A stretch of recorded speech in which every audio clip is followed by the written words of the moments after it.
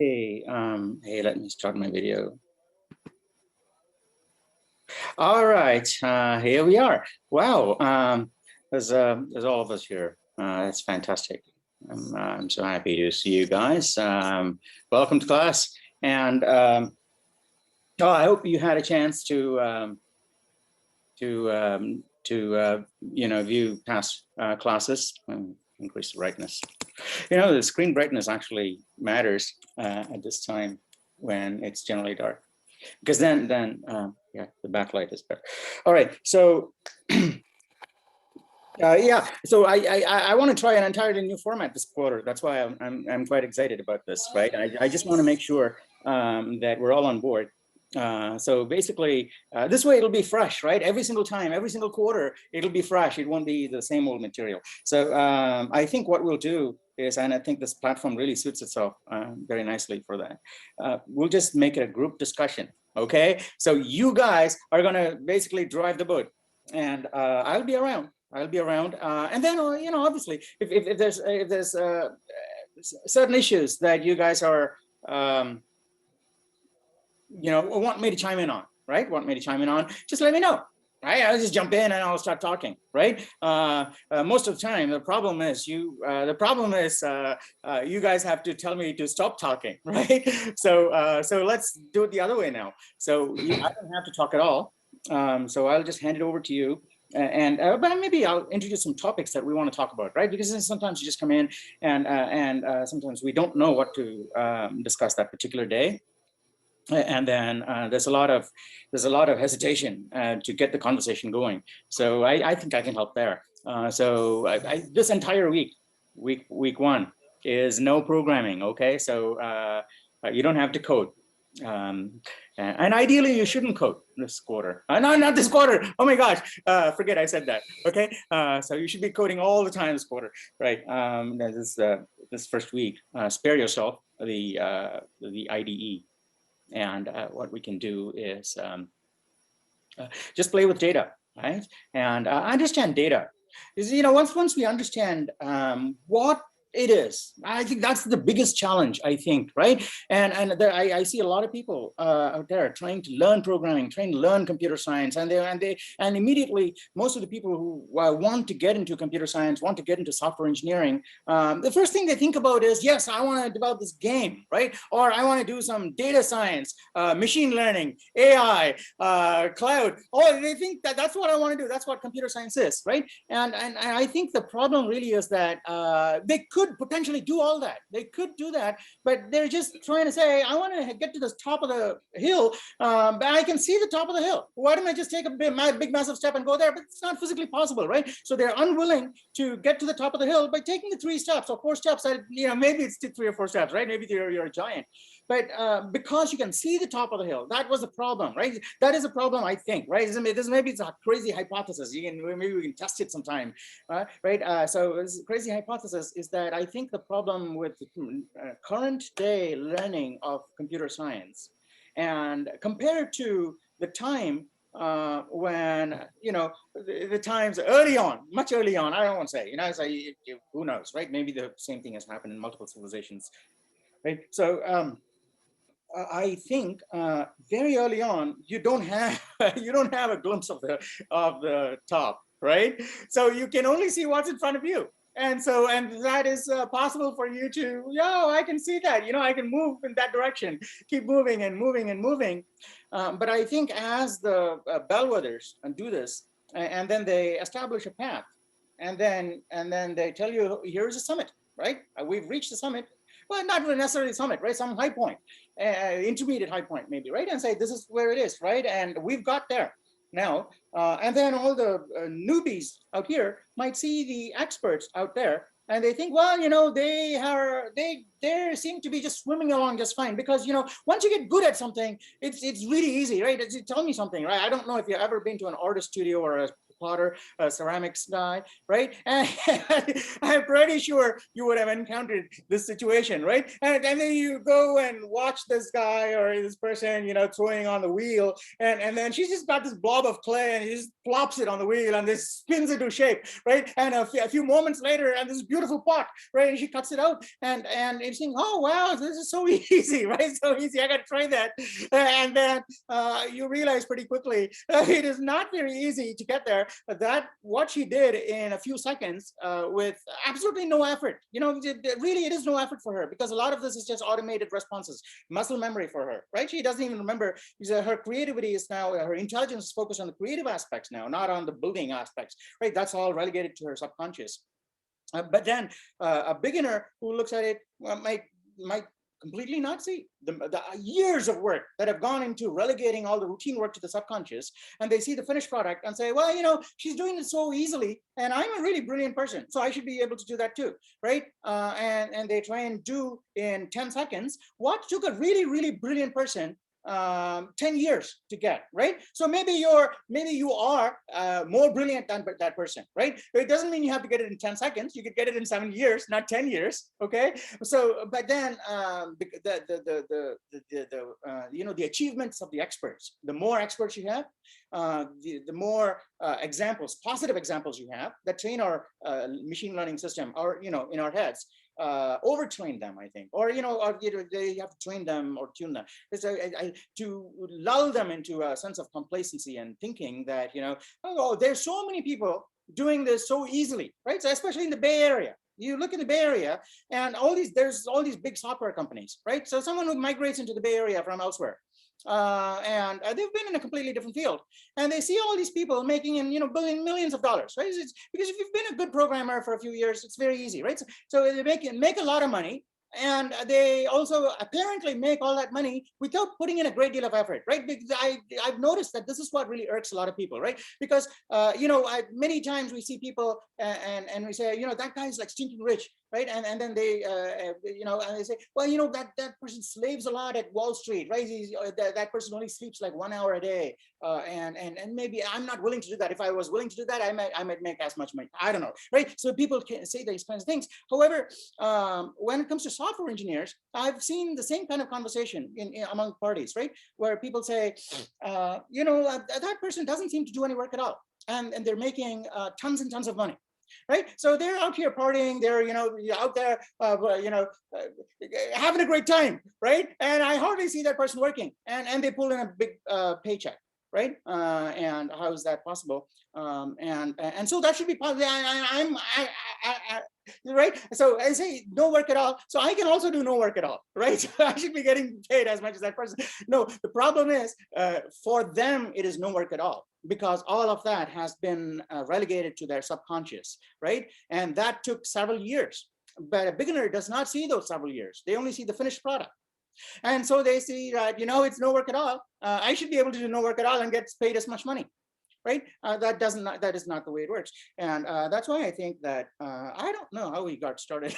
And that's because you guys are not, telling me to shut the hell up, right? The stage belongs to you. And all right. So, all right, let me cut off right now. Right. So you guys should take over. What we'll do today is basically just practice conversion from one base to another, or even just talking about bases, right? Talking about numbers and multiple representations. And if someone is brave enough, they could try and convert from one form to another. If you want, go to base 27, do your name on screen. If someone has an iPad and you can share your screen, that'd be really cool, right? So everybody can, look at the shared screen and we can talk.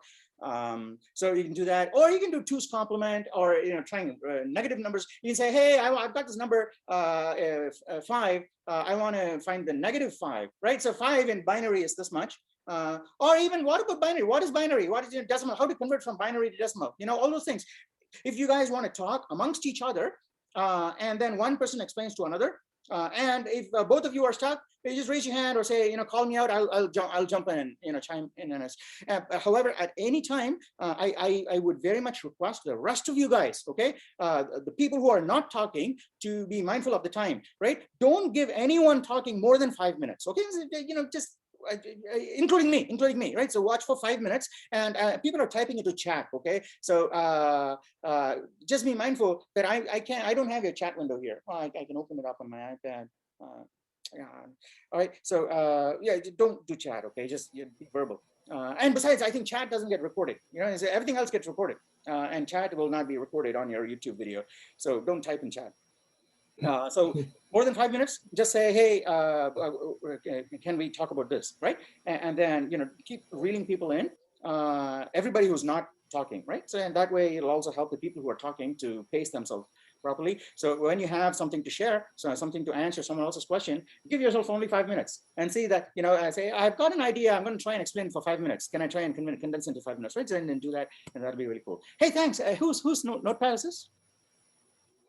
This Mark. is mine. Yeah, Can Mark, you see I the see it. notepad? Mark. Thank you, So, Mark. All right, so Mark, okay, you guys should feel free to just interact with Mark and talk, and, you know, yank me in if at any time if you guys want. Actually, switch to. has anyone else read Mod Zero? Yeah, interesting stuff. Yeah, so I just did the 2 challenges. This is the latter of the 2.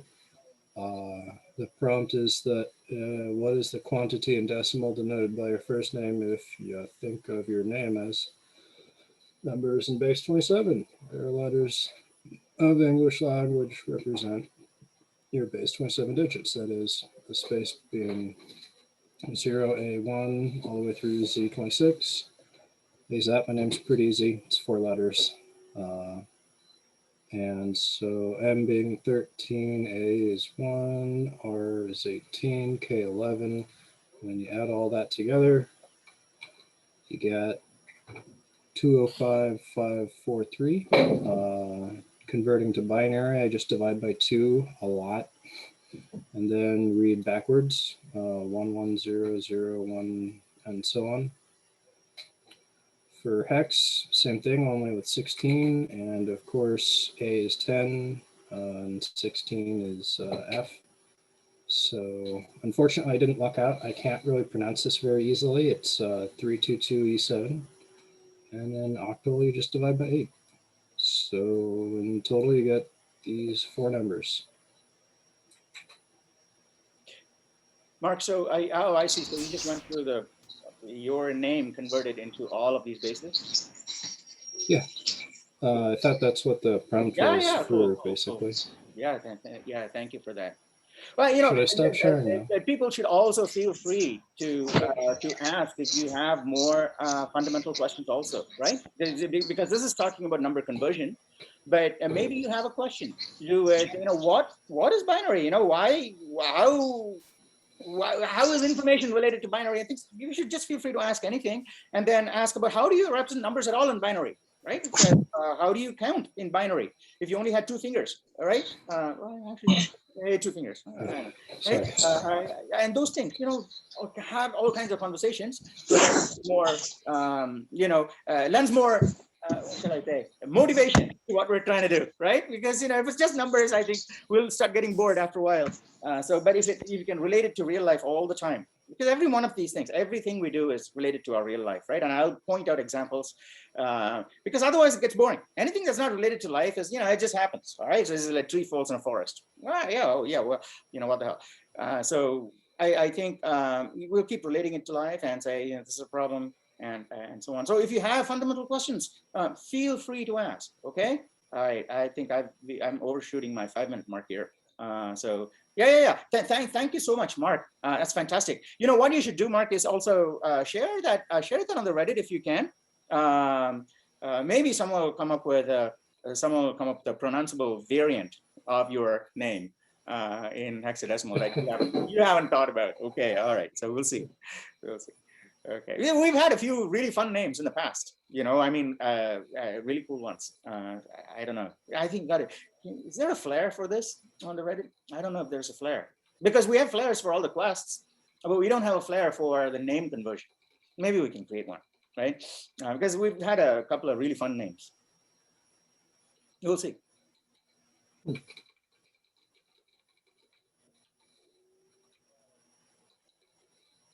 Is that it? Yeah, I was actually posting to Reddit right now. Yeah. Okay. Well, how about this? Can someone talk about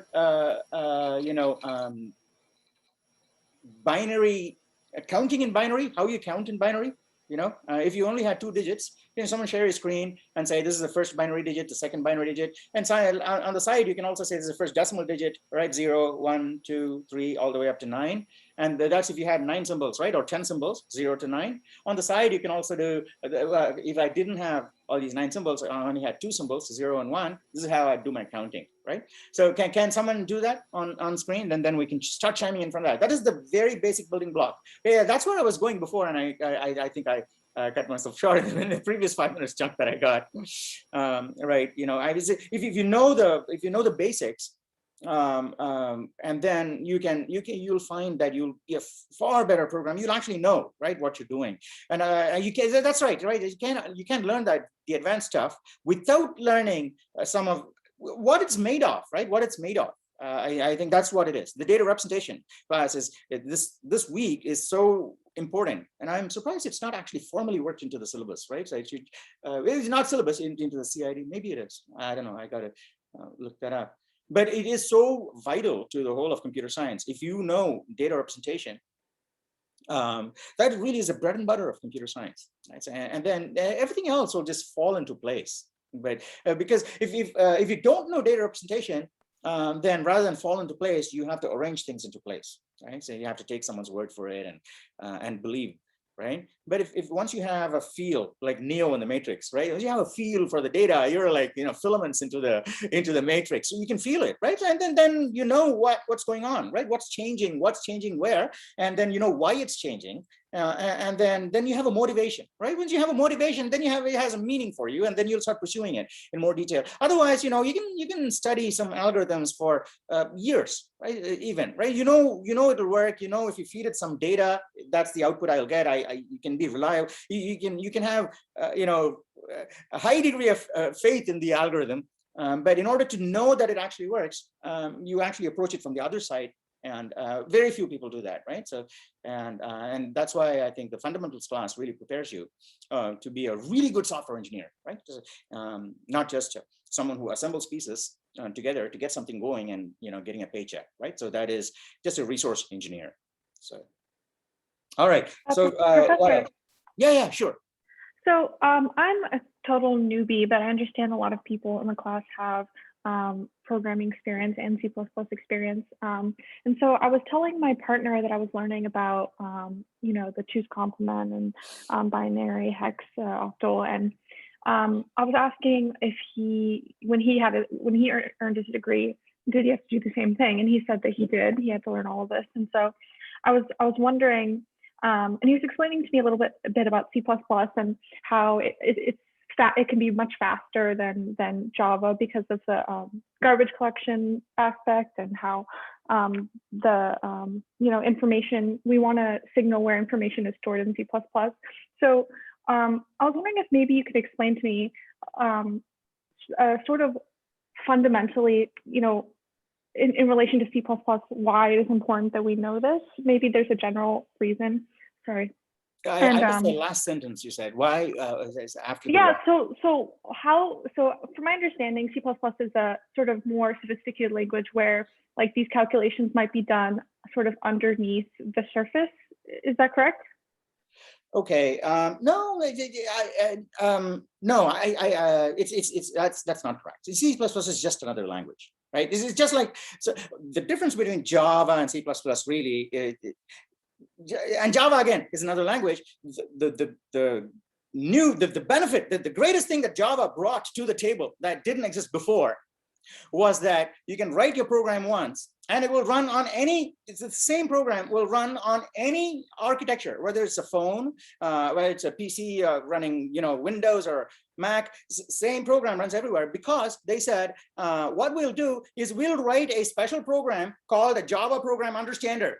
Okay, so you write your program in Java, and my Java program understander, that will be written in the special architectures, and we'll supply that to all the manufacturers so they can, install it. So you just write your program in Java, and then my Java Java program understander, which lives on that machine, will read your program, and then so that overhead is there, right? So that's called interpretive overhead, because Java is written in some interpretive bytecode, and then that needs to be converted to machine code that the machine can understand, and then the machine executes it, right? So what C++ does, not just C++, right? Any compiled language, by the way, right? It's not any compiled language.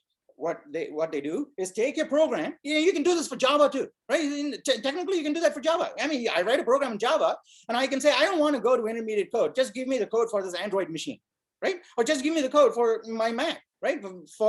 Which means that the Java program has been converted to my Macintosh chip, ARM or M1 or whatever it is, that chip instructions. It won't run anywhere else. The same program, it'll only run on this Mac, but it'll run a whole lot faster because it doesn't have to go through that intermediate step anymore. So there's nothing to stop me from converting a Java program. But then, by doing that, I just lose the most powerful thing that Java brings to the table, which is, write once, run anywhere, that kind of thing, right? But where C++ fits in is really that, I don't know, C++ has been the same for the last 20 years, as long as I've known it anyway. But it's changed the language, the superficial things change, right? But it's just a language. And where it fits in the scheme of things is that, really, it's a pity that, maybe I should talk about all these things. Maybe I can. If you guys want, I can talk about it, right? So, because ultimately what the CPU needs, the CPU is that chip, the chip in the computer that is going to read the instructions that you've told it to do, right? And then say, well, I've got 1 byte here. 1 byte. A byte is basically a packet of 8 bits, right? 8 bits. Each bit is basically a switch, right? A switch. Imagine this. I think I say this every damn quarter, right? For the last several years, I think I've said that, mainly because it is so wonderful and fabulous, and I can enjoy it every, right? So a bit is the unit of information, right? So a bit is basically, I can't think of another unit of information other than a bit, right? Even in even in space, right? For alien technology, bit is the fundamental unit of information, because the bit is basically a difference between 0 and 1, whether it exists or not, right? So 0 and 1. So it can take 2 values. It can be a 0 or a 1, and you can do that in a switch, right? You can do it in a switch, right? The switch can be on or off. Yes. That's a bit. Now, if I have a series of switches and I have a configuration of switches, right? I have light bulbs, right? On, off, on, off, on, off. That basically is a pattern to me. That signifies something, right? But the bottom line here is that, using this pattern of switches, which basically, if I put them in a position to stay there, right? Not like a pendulum. If I put it there, it comes back here, right? So a switch basically is called a bistable oscillator, right? So I don't know, those of you who are doing electronics or electrical engineers, they know what bistable oscillators, right? So there's a set of transistors. You can just basically configure them. You can also do them with, you can do them with gardening hoses in the water taps, right? So you can do them, but you do not have to do that in a macro scale. But if you do that in a micro scale with transistors, you can also do it with not water currents, but you can actually do it with electrical currents. Electrical currents, the electrons flowing from there to there. You can get these really, really tiny switches, and the switches can be built in many different ways. Some switches basically are like pendulums. You can switch it off, right? And then like that crazy Lego machine or a crazy, freaky machine. Right? There's a machine, I think, one. So there is a switch on that machine. I think you can find it on YouTube, right? And you switch it on, and then the door opens and a hand comes out, and then switches it off, and it goes back, and it goes back again. And that's all it does. That's all it does, right? So, that's called a monostable oscillator, I think, right? Because it's only one stable state. It can only remain in the off state, right? If you switch it on, it's going to go back to its off state again automatically. You don't have to do anything. So that's a monostable. But and that's the way most things are, right? Because inertia in physics, right? So everything basically stabilizes to some place eventually, right? So everything will return. But we've managed to figure out ways in which we can make a pendulum that basically is sticky, right? So you send it to the other side, it'll go and stick to a magnet, right? And then you push it off from there, you stick to this magnet, right? So it basically is 2 stable states. So you can do the same thing with transistors, right? And transistors and switches. So using these 1s and 0s, now I'm able to store information, right? So this is, think about it. This is the critical piece of this whole damn puzzle in computer science, is just understanding how it is now possible, right? Because previously it wasn't possible, how it is now possible just by using these 2 possible states, right? 0 and 1, that's all. With 0 and 1, I can encode any goddamn thing in the world, right? And the whole world. Everything can be represented. So we have a means of representation now. We didn't have a means of representation before. Now we have a means of representation. Well, it could be long and enormous. It could be spanning universes, right? But still, the fact of the matter is that we have a representation, right? So now it's 0 and 1. Let's just do that. Now that we have a representation, we can take that to the next level and say, okay, well, now we have these marks that we can make, right? So we can make these 0s and 1s, right? Because if the current is flowing through a wire, it's 1. If it's not flowing through a wire, it's 0. Right now, here's where I was going before, and I got sidetracked. Right, so it is so amazing that that's a switch, and we think of these switches on the walls and it's big ass things, right? So you can't pack a lot of them. But if I think of, where's my phone? Oh my gosh, my phone's over there. All right, so all right, I hope it doesn't go off. Well, I can just shut it off from here. Okay, all right. So what was I saying? I don't know what I'm saying. Yeah, switches, right? So switches. Yeah. These switches, which you can turn on and off individually with incredible accuracy, right? Incredible accuracy.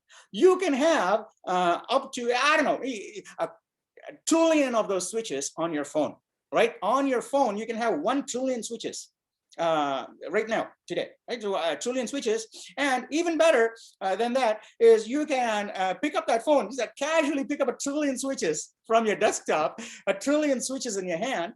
And they're not just nonsense switches, right? You can actually address each one of those switches very, very specifically, right? You can say, I've got a trillion switches in my hand, and I want to turn on or off the 4,732nd switch, right? Bam, you can do that. So that's the level of control you have. Now, once you have that level of control, you can now take it to the next level and say, well, I've got a enormous number of switches. Now I just need to represent all the information that I have. Let's just take Wikipedia pages, right? For example, Wikipedia, right? So Wikipedia pages, they have a combination of letters and numbers. Yeah, letters and numbers. And obviously I don't need numbers at all. Technically I don't need numbers, right? Because everything could be a letter. Everything would just be a pattern, right? Everything could be a picture, right? If you go to an old newspaper and you use a really powerful magnifying lens, you can see the individual dots, right? You don't see letters, you see dots. And every letter is basically a matrix of I don't know 24 by 24 dots or something like that, and inside some of the dots are turned on and some of the dots are turned off. That's how but we never see the dots, we just see the letters when we read the newspapers, right? You can actually zoom in, you can see the individual letters, but basically they're just dots, ones and zeros, right? You never see the ones and zeros because you're far away. And in the same way, now we say, well, technically I don't need anything else. All I need is the ability to store ones and zeros, and I can store everything as a picture. Everything as a picture. But then, we say, everything as a picture very quickly gets cumbersome and intractable. It's not possible, really. It's possible given infinite resources. So let's try and abstract things away and say, rather than store raw data, let's vectorize the data. So vectorization is a process of basically distilling things down, essentially, right? And saying this one thing basically corresponds to a whole lot, right? So this one thing, and I don't know if that qualifies as vector, clustering, I don't know, right? So yeah, anyway, so it's like a sequence of these switches. And we're going to say that instead of A, the letter A, we're going to store, I don't know, like 5 by 8, 40, right? 5, 8 rows of 8 dots each, right? 64 dots. So you're going to say 64 bits, right? 64 dots, and that basically show the letter A. Right? You can do that, or you can say, oh, well, that's going to be taking 64 bits to do that, right? 64 bits is 8 bytes, because, when Intel and all these other ancient computer manufacturers came out with these chips that basically sold you these switches, right? So these switches are so tiny, right? This is so tiny. You can't go to Intel and say, well, you know what? Today I got my allowance and I want to buy like seven bits, please. Right? You can buy 7 bits, right? So they'll sell you bits by, you can buy 7 grains of rice, right? You go to the supermarket, grocery store, you just got to buy sugar and rice by the pound, right? So you get bags of rice. So you can go to Intel and say, give me 7 bits, right? So you got to say, give me, that many bytes. So they'll give you a chip which has lots and lots of bits in it. So you get that bit, a chip which has all these bytes, and then in this chip, maybe it has a trillion bytes in it, right? Or 8 trillion bits. So what they do is that, yeah, because they manufacture these things, there's reasons for this. There's reasons. They said they will sell them in packs of 8, right? So the bits you get will come in 8 packs. Just like when we go to the supermarket and buy soda, right? From grocery stores, you're basically buying packs, right? I don't know, it's a long time.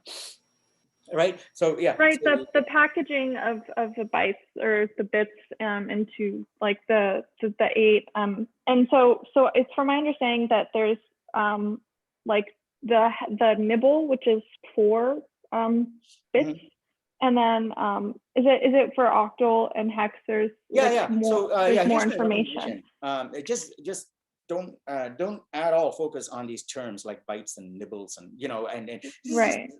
Nibbles and all. There are just interesting side information, right? Right. Nibbles and things are things for parties, right? So you reserve this for C++ parties, right? Yeah, it is quite funny. Yeah. The reason a nibble module is useful, though, but you're right, though, and a reason a nibble is useful is that it has 4 bits, right? We say that right. That's the reason why the whole concept of 4 bits came along. 4 bits, and Intel packages things in terms of 8 bits, right? 8 bits per byte. So each byte has 2 sets of 4 bits. Now, if you look at all possible combinations of the 4 bits, how many possible combinations can you have of 4 bits? How many possible combinations can you have of 1 bit? If you only had 1 bit, how many possible values can it take? 2. Yeah, all right. Mark said 2. All right, yeah, thank you. All right, so right, but if you had 2 bits, not Mark, okay, someone else, right? So if you had 2 bits, how many possible values can those 2 bits take, right? So you have B1, B2, right? So these are 2 bits, right? Two spaces, right? And each one can be either 1 or 0. So how many possible values can you have? 4. 4. And how do you get 4? Thank you, Isaiah. Because you said we have zeros and ones, so we can have a 0 or either a 1. So those are different possibilities, right? 4 of them, 2 for each one. Yes, thank you. Would someone else also like to explain? I'll also take a chance. You could just do 2 to the power of 2. 2 to the power of 2, and why is it 2 to the power of 2? Because there's 2 possible combinations. There's 2 possible values that you can take for 2 places. So you do. Yes, thank you, Kaiwan. Yes, Kaiwan. That's right. So what Kaiwan and I think Isaiah said before was that take just the first one, right? That can be either a 1 or a 0. But if it is 1, for the 1, I can have either 1 or 0 here. So I can have 1 0 or 1 1, right? If it's a 0, again I can have 2 other values, right? So it's 0, so 0 0 or 0 1. So I have 4 possible values: 0 0, 0 1, 1 0, 1 1. So 4 values. So in general, every time I add another one, this whole thing will double, right? Because for one of those, you'll have all of that. For the other of those, you'll have all of that again. So every time you add one more bit, the space basically doubles. Does that make sense? Right. So that's why if you have n bits to store your information, you could have 2 to the n different patterns, right? So with 8 bits, you can have 2 to the 8. That's 2 to the 8 is 2 to the 4 times 2 to the 4, right? 2 to the 4 is 16. So 16 times 16 is 256. So you have 256 possible patterns with 8 bits. All right. Now, the reason we have nibbles really is that if you take the 4 bits only, right? If the byte that's 8 bits is chopped up into 4 and 4, you have 4 bits. How many possible patterns can I have in 4? I have 2 to the 4, 16, right? Now if I put names on these 16 possible patterns, right? Let's say my 0 0 0 0 is actually a 0, right? 0 0 0 1. Yeah, 1. In fact, let me say 0 to 9. 9 is 0, whatever it is, right? So let's just use the decimal numbers. Then I have some extra patterns, right? I have 16 patterns, right? Not 9. For the 9, I'll just use the decimal letters. For the remaining, what is it? For the 10, I'll use a decimal 0 to 9, right? 10. And then for the remaining 6, I'm just going to use alphabetic letters, right? So alphabetic letters like A, B, C, D, E, F, right? Or something else, anything, any symbol you like. So then we have 0 to 9, and then 1, and then A, B, C, D, E, F, and after F you have 1 0. Yeah, so you have now we actually say that, oh wow, these 4 bits I have are essentially, I can map each one of the variations of those 4 bits to a unique pattern, right? Starting from 0 all the way to F, and that is basically our hexadecimal vocabulary or alphabet, because for 16 possible patterns, you've given a name to each one of the 16 possible patterns. So that's why if you look at binary code on the screen sometimes, right? If you look at binary code, you just go in a debugger and things like that, you'll see that you won't see ones and zeros. Rarely see ones and zeros, right? On a computer, you don't see ones and zeros. You see hexadecimal letters. You see E, F, A, 1, 2, right? So you see hexadecimal letters. I wish I could, share a terminal and I show you that at some point, right? So when I share a screen at some point, or if someone says screen on a Mac, I can show you, right? But if you look in a binary file, you'll actually see these hexadecimal letters.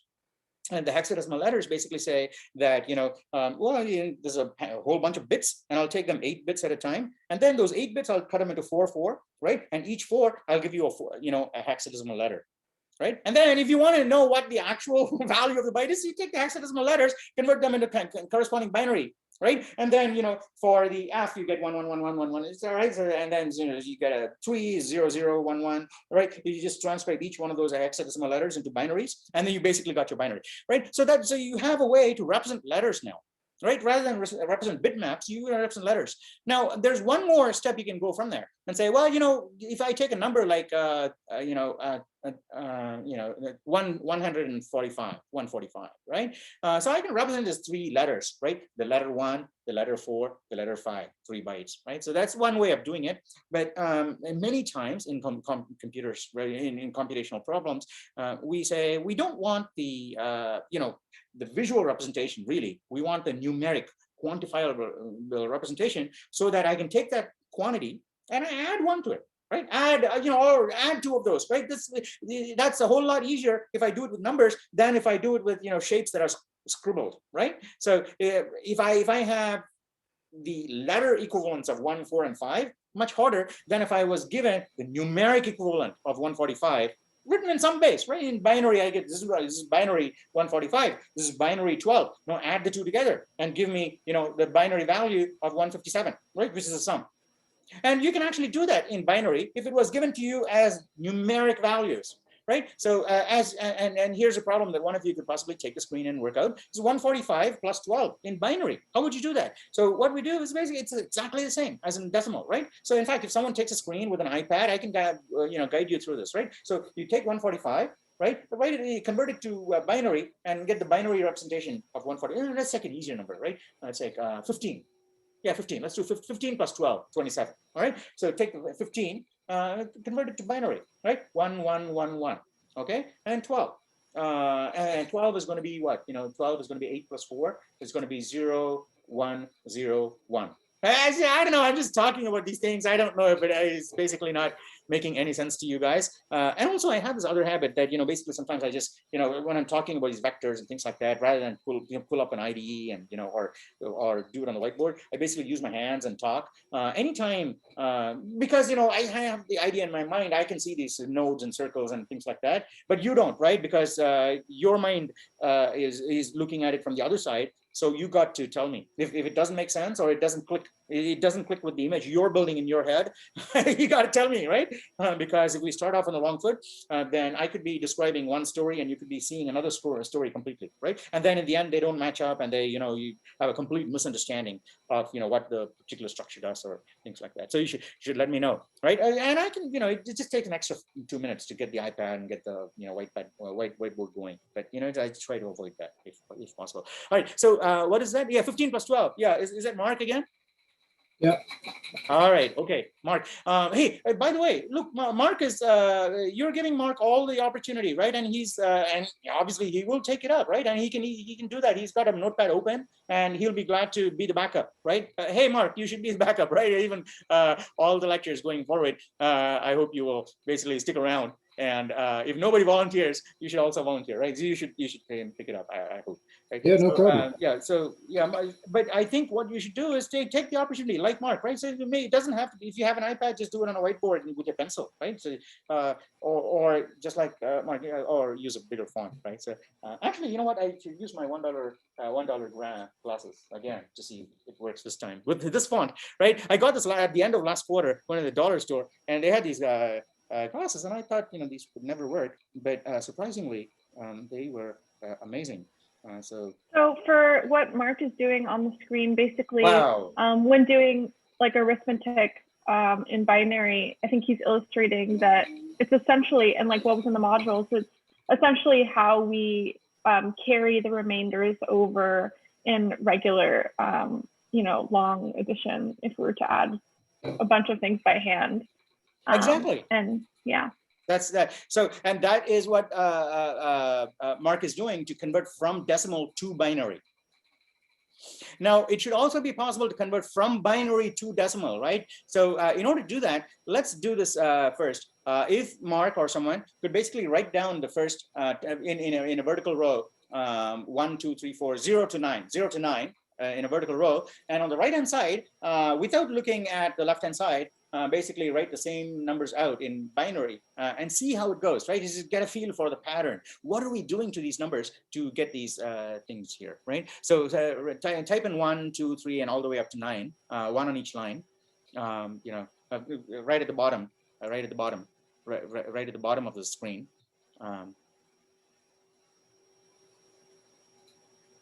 Yeah, enter. I might have messed up. Yeah, no, don't worry. It's just Notepad, right? Yeah. Yeah, just hit a couple of enters. Hit a couple of enters. And then type 1, 0, enter, 2, 0, enter, 1, enter, 2, enter, 2, and say hit a number on each line up to 9, right? And then we'll go back to the 0, and then on the right side of the 0, we'll type what is a binary equivalent of 0, right? And then we'll count in binary from 0 to 9, 0 to 10, and so on and so forth, right? So hit enter, 1, 2, go, right up to 9. And then put it on the same line so that we can maybe a tab or something so that you start the binary on tab there, tab. Okay, now we want the binary of 0, right? Remember in decimal, no, it's just 0. It's not 4 zeros, so it's 0, right? We're not talking about bits here. In bits we have 4 counts. We have to keep counts, right? And that's where the power of 2's complement also comes into the picture, right? So we have these counts, but so what Mark is doing, hey, Mark, wait. So what Mark has done is 1 is basically 1, right? Because 1. But then we've run out of fingers, right? We've run out of fingers in binary line. So we only have 2 fingers, right? So 0, right? Actually, what? Yeah, 0, 1. Oh, whatever. I don't know. Okay, figure that out later. Okay, so 0 after 1. We have to go to 1 and 0. So we have to do the place value system, right? So place value system. So the 1 moves to, just like we do. And after 9, we go to 1 and 0, right? So just like that. Exactly the same thing. 1, 0. Yeah, 1. So now after 1, 1, what do you get? What do you get after 1, 1? Someone else other than Mark.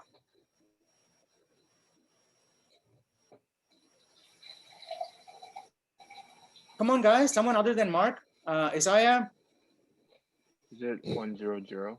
Yes, thank you. Right, so you guys know the answer, but nobody is talking, right? So nobody is speaking up, even though you know the answer. Why is that, right? So, and I think this is a class where you should feel free to be wrong. Okay, I will try my best to be wrong many times, right? In fact, this is my chance to make a lot of mistakes, right? Because now I have this, I have a disclaimer that I am going to be mistaken a lot of times, and I rely on you guys to point out the mistakes, because that's the way you can get good at pointing out your own mistakes in your own mind before you make them, right? Then you don't make any mistakes, right? So, so every time I say something wrong, you got to say, hey, that doesn't make sense. It doesn't make sense. It doesn't agree with my worldview, right? It is what you say disproves this theorem, right? And this theorem makes complete sense. And I've, all these things. You can say whatever you want, right? So, but you have to keep butting in and 1, 0, and feel free to be wrong, right? If you say, the next number is 147, right? And someone is going to say, hey, where does 4 and 7 come from? 4 and 7, they don't exist in the binary alphabet, right? Where did you get 4 and 7? So someone will say that and say, hey, yes, you're right. It can be 147. You should do that, right? And so, what's the next number? Professor, I have a question. Yeah. Someone has a question. Why it can't be 0, 1 and 0, 0? You can absolutely do it 0, 1. You make it 0, 0, 1, 0, 0, whatever you want. In fact, you can add as many zeros as you want to the beginning of a number. It doesn't make a difference, right? I see. And another question, how do we distinguish, like 3 is 1, 1, then how do we know that it's not just 1 and 1? Because 1 is 1, right? And 3 is 1, 1. So, suppose I gave you the number 13, right? How do you know it's 13 and not 1, 3?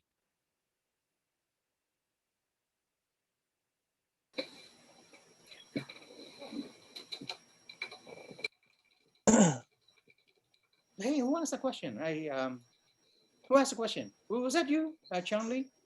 Yes. Right. So suppose how do you pronounce your name, Chanli, or how do you pronounce your last name? Lee. Lee. Oh, all right, cool.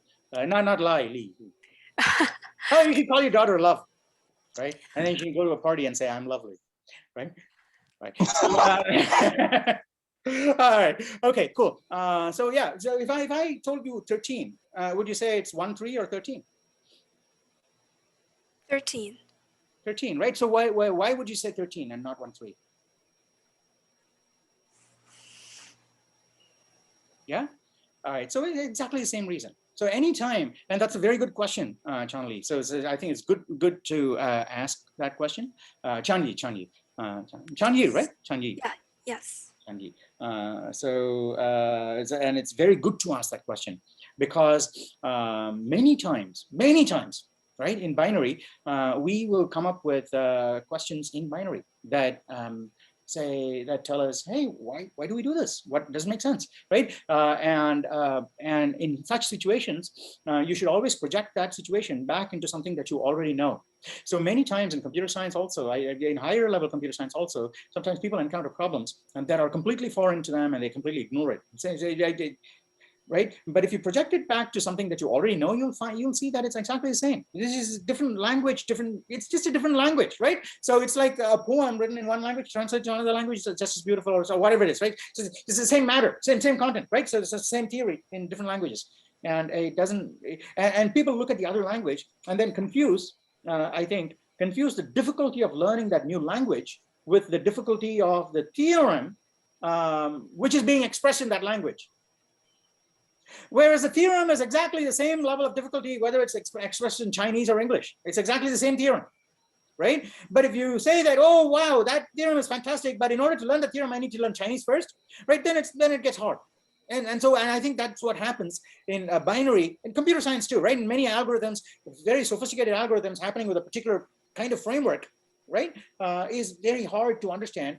And say, well, in order to understand that, and so on. But maybe that's a statistician, right? Maybe it's a statistician who, I don't know, is probably higher level stuff, but maybe you'll encounter this at some day, right? So maybe it's a statistician, right, who's trained well in math and statistics for years, right? And they look at the performance of some, age-old machine learning algorithms. Right now we have much better algorithms, right? So they look at, let's say, decision trees, right? And say, wow, that is fantastic. That's amazing, right? But in order to know how to work with decision trees, I need to learn Java or C++ or learn computer science first. Oh, wow, all these people learning it for 7 or 10 years, and I don't have that kind of time, man.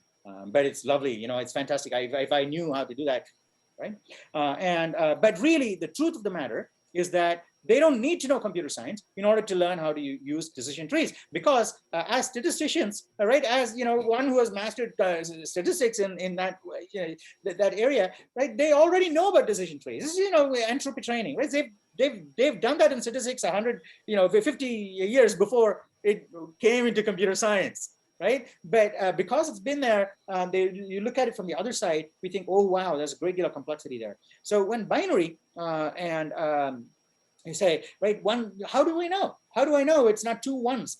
These 2 bits are 1 1. It's 2 bits. How do I know it's 3 and not 1 and 1?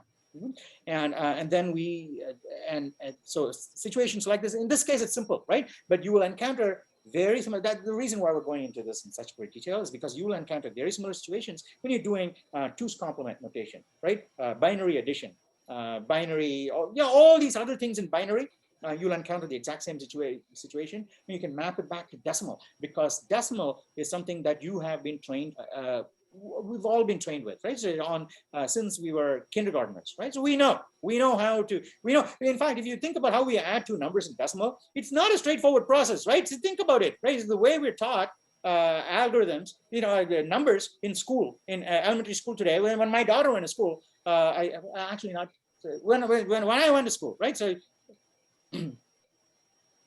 I don't know, it's some people, right? So the addition process, right, is actually, or even the subtraction process, even more mysterious, mysterious. Think about it, right? Now it is so straightforward to us. But if you think about it, it's like, mind-blowingly mysterious. When I add two numbers and I can't fit the two numbers here, I got to take one number here and take the other number right on top. It's like the carry, right? What is the carry? Why do we carry things? And likewise, when you borrow things off in subtraction, what the hell is going on there, right? So as a kid, I never understood that.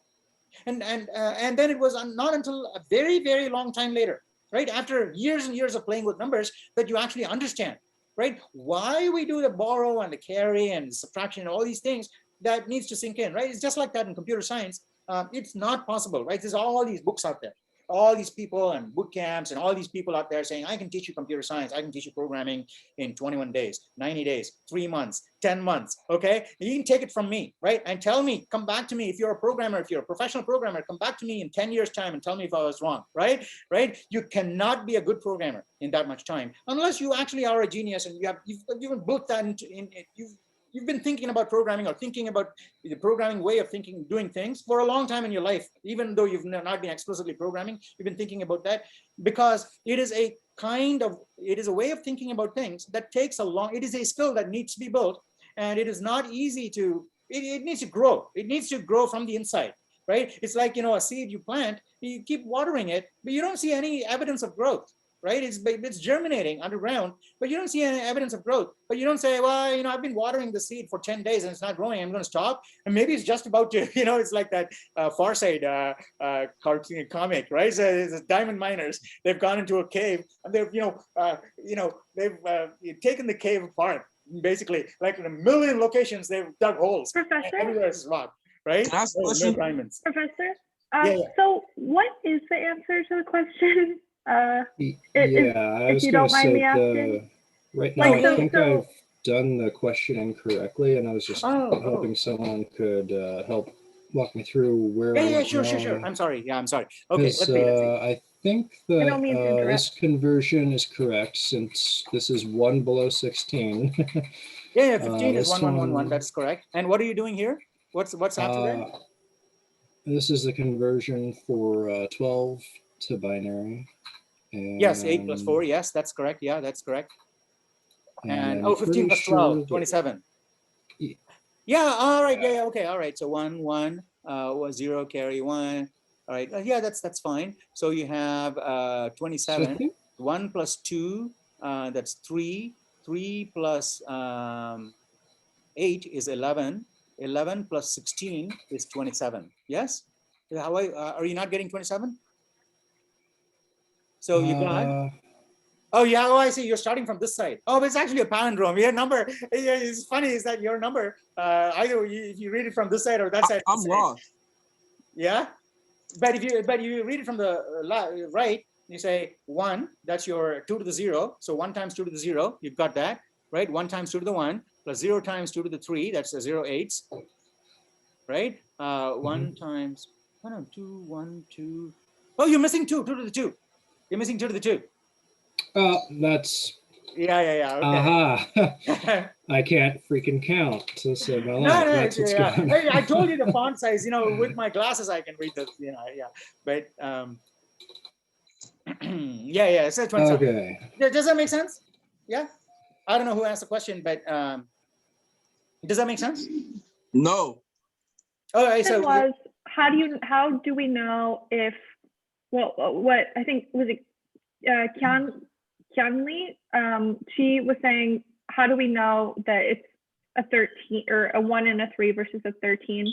And my first thought was I see. that, yeah, so that was the original question. And so my thought is that like it's all about context and what like information we are telling the computer is looking for. Yes. And maybe some sort of notation like in how the data is stored. So I don't think that we inherently looking at like just as people looking at 1s and 0s can tell. I mean, maybe if we start at the very beginning, then like just read it from bottom to top, then we would know. Yeah, no, that is absolutely right. Thank you very much, Elizabeth. So what Elizabeth is saying is it ultimately depends on the context and what I'm telling you it is, right? So if I give you 1, 3, and I tell you it is a single number, then you'll look at it as 13. But if I gave you 1, 3, and I told you that it's not a single number, it's actually 2 numbers of 1 digit there, then you'll know it's 1 and 3. Yes. So in binary, what Elizabeth is saying is that the context will set the stage, right, for the receiver of the bit pattern to read it in a particular way. So Right. if the receiver says, well, next I'm going to read a number, a single number for the next 8 bits is going to be one number, right? So it'll read the next 8 bits and it'll treat that as one number. Does that make sense? Mm-mm. No? But I got a question later. It's okay. Yeah, yeah. Yeah. Sorry? Yeah, So it's does okay. that- It's okay. with, I just did the conversion from my Wait, last wait, name. Isaiah, no, hey, Ricardo, one sec. Isaiah had a question and then you. So if you could go back to the actual where you're bringing up to like the bits, I don't know how you got the numbers, like the things on the side in terms of the R value or N value. Yeah, sure. Hey, Mark, can you share? Yeah, I'm working on that. Share screen, math.text. Oh, I didn't save any of that. I'm stupid. Okay, so it's 15 and 12, right? So when it comes to 15, when you're converting to binary, just divide by 2. But you're doing it where you actually keep the remainder in mind. 15 divided 2 is 7 with the remainder of 1.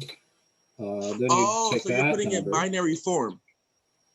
This is a binary transformation of a decimal number. 7 divided 2 is 3, remainder 1. 3 divided 2 is 1, remainder 1. And then you got 1 divided 2 equals 0 with remainder 1. And then when you read it bottom to top, it's 1, 1, 1, 1, which is not exactly easy to tell with this number, but it's a lot easier to see with 12, which 1 divided by 2 is 6, remainder 0. 6 divided 2 is 3, remainder 0. And then we can actually go ahead and cheat and copy this. And then when read from bottom to top, it's 1, 1, 0, 0. Does that make sense, Isaiah?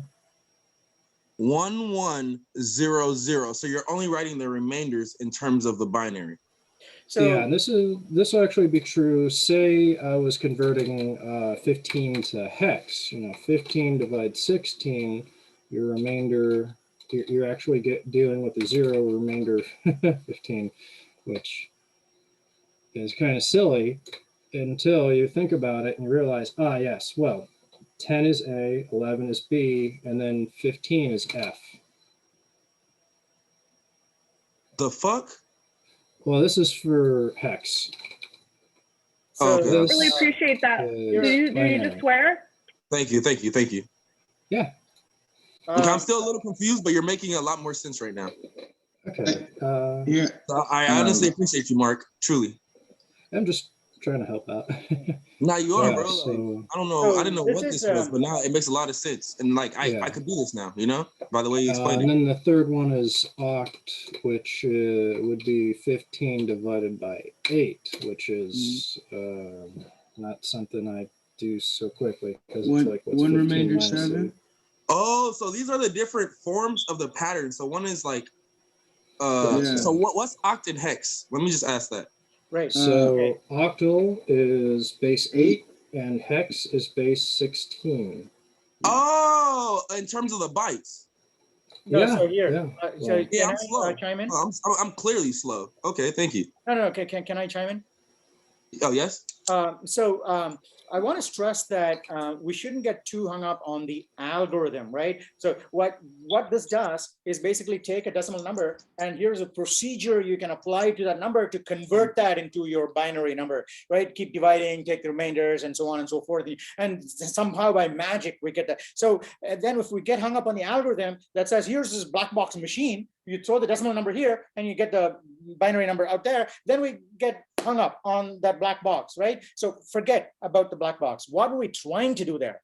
Well, all we're trying to do really is, given a quantity, we want to extract the powers of a particular number. Let's take a decimal number. So that's what I say, right? Whenever you're confused in binary, think of what we will do in decimal. Right? So how to make sense of a binary number? I don't know. So let me see, how do I make sense of a decimal number? Right? So take a decimal number. Give me any decimal number. Give me 3-digit decimal number that you like. 0.375. All right, four digits. Okay, 2375. Yes. Okay, so Isaiah has given me this number called 2,375. Now, in my mind, I know what 2375 is. I know if someone gives me $2375, I know how much it is. I know how 2375 off anything, right? That's a quantity, but it's not written like 2375 inside my brain, right? It's written, it's stored in a quantity. So what is a quantity? So the quantity it comes from this place value notation. We don't actually have 2,375 different things in this bag that we call 2375. What we say is that it's got 5 units, right? So all it is 2375, right? 5 units, meaning once, 5 ones. Yes. We have 7 tens, right? So the next number after the 1 is a 10. That's a power of 10. This is 10 to the 0. That's a ones. 10 to the 1 is tens. So you have 7 of those 10 to the 1s, right? And then Okay, yeah, it makes sense. It makes sense. Yeah, of course. 2,000, right? whatnot. Yeah, you're Of putting numbers 10 together. to the 2, and then 2 of the 10 to the 3. Exactly the same logic applies to binary. So if you have 12, which is 1100, that means you have 0, 2 to the zeros. You have 0, 2 to the 1s. Oh, you have 1 and 2. Oh, okay, that makes sense. Yeah, no, Yeah, I got it. Perfect. okay. Wait, wait, don't stop there. That is only the binary world, right? People have 2 fingers, but you can go to another world where The people have 8 binary fingers. world. Hmm? So binary means 2, hex, 8, Yes. quad 6. No, hex Okay, is not okay, 8. okay. Hex is 8. Octal is a planet on which people have 8 fingers. Okay, so you go from 0, 1, 2, 3, 4, 5, 6, 7. That's it, right? They don't have 8 and 9. Isaiah, you're looking somewhere else. Oh yeah, I'm sorry. I'm paying attention. Okay, all right. So you have on planet Oct, right? You only have 7 fingers. So 0, 1, 2, 3, 4, 5, 6, 7. After 7, you don't have an 8. You have to go back to 1, 0, 1, 1, 1, 2, 1, 3, right? So on planet Octal, right, 10 actually means 8 because 1, 0 is 8. So after 7, you go to 1, 0. Yes. Okay, so that is, so you have binary, you have octal. You can do any base you want, right? You can do a base 5, base 7, base 27, like you're doing in your modules, right? Base 27 and hexadecimal.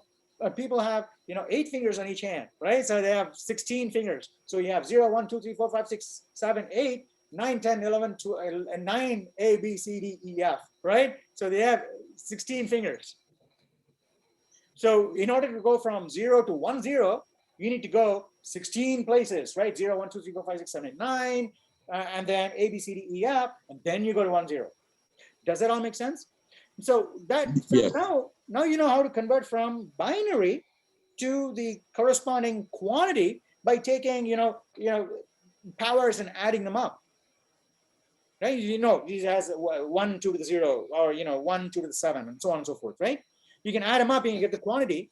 But the challenge is going from this side to that side. You're given a decimal, how do you go to a binary?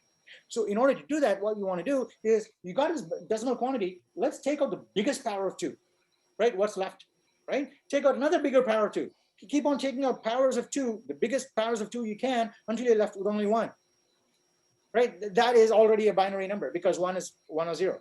And you put all the things back together, you get. So if you look at it that way, then you can see this algorithm is just one way of getting what we need, right? So now you know how it works. Then you can say, oh, that algorithm by keeping dividing by 2, it actually does that, except it does it the other way, but it does that, right? You can work it out in your head. It'll eventually click, right? It'll work, but that's an algorithm. But we should never, ever get hung up on the algorithm, because that is the way I think, not just in computer science, right? Even in math, I'm pretty sure some of you are enrolled in math courses. I know, right? I know in math, or even physics also, right? Lots of students, they try and memorize individual proofs, right? They memorize that proof, this proof, or that theorem, or individual results. Never works. To be a good mathematician or a good scientist, you can't memorize individual things. You should use these individual experiments or individual proofs to gain an understanding of how proofs in general work. What are you looking for in that proof, right? What is it? You need to prove that there is a contradiction or not a contradiction, true or false. You're looking for truth, right? So But if we fixate on the proof itself and saying, well, you know, this is how A equals B, right? That's all you have ever proved in your life. You know A equals B, you can prove that, but you don't know. So someone else says, oh, is C equals D? You don't know, right? But on the other hand, if you look at A equals B and then, you know, abstract it out and say, that's what we're trying to do, right? Then if someone tells you, is C equals D, then you can say, no, actually C is not equal to D, right? Because you know. So that's why don't fixate on a particular algorithm, right? So you can look at the algorithm, but you should look at the algorithm as a way of realizing, right? Because there may be 100 different ways of doing the same thing, right? Dividing by 2 is just one of them. So there's 100 different ways of doing the same thing. But if you fixate on one way, you're very poor because you've locked yourself on one way. There's 100 different ways. Don't lock yourself to one way. So instead, think about what you want and look at this way of one of the ways of getting what you want. Then you have many ways of getting what you want. And in math, I think computer science, all these proofs, right? So individual things, fixating on these things actually works out worse in the exams because the exams are not exactly the same questions. They're similar questions, but you need to have done the sample questions and abstract things out and say, I'm not after the exact thing that the thing is proving, right? I'm trying to say, what is it they're trying to prove? Why? Right? Once you know that, you can apply the same thing everywhere.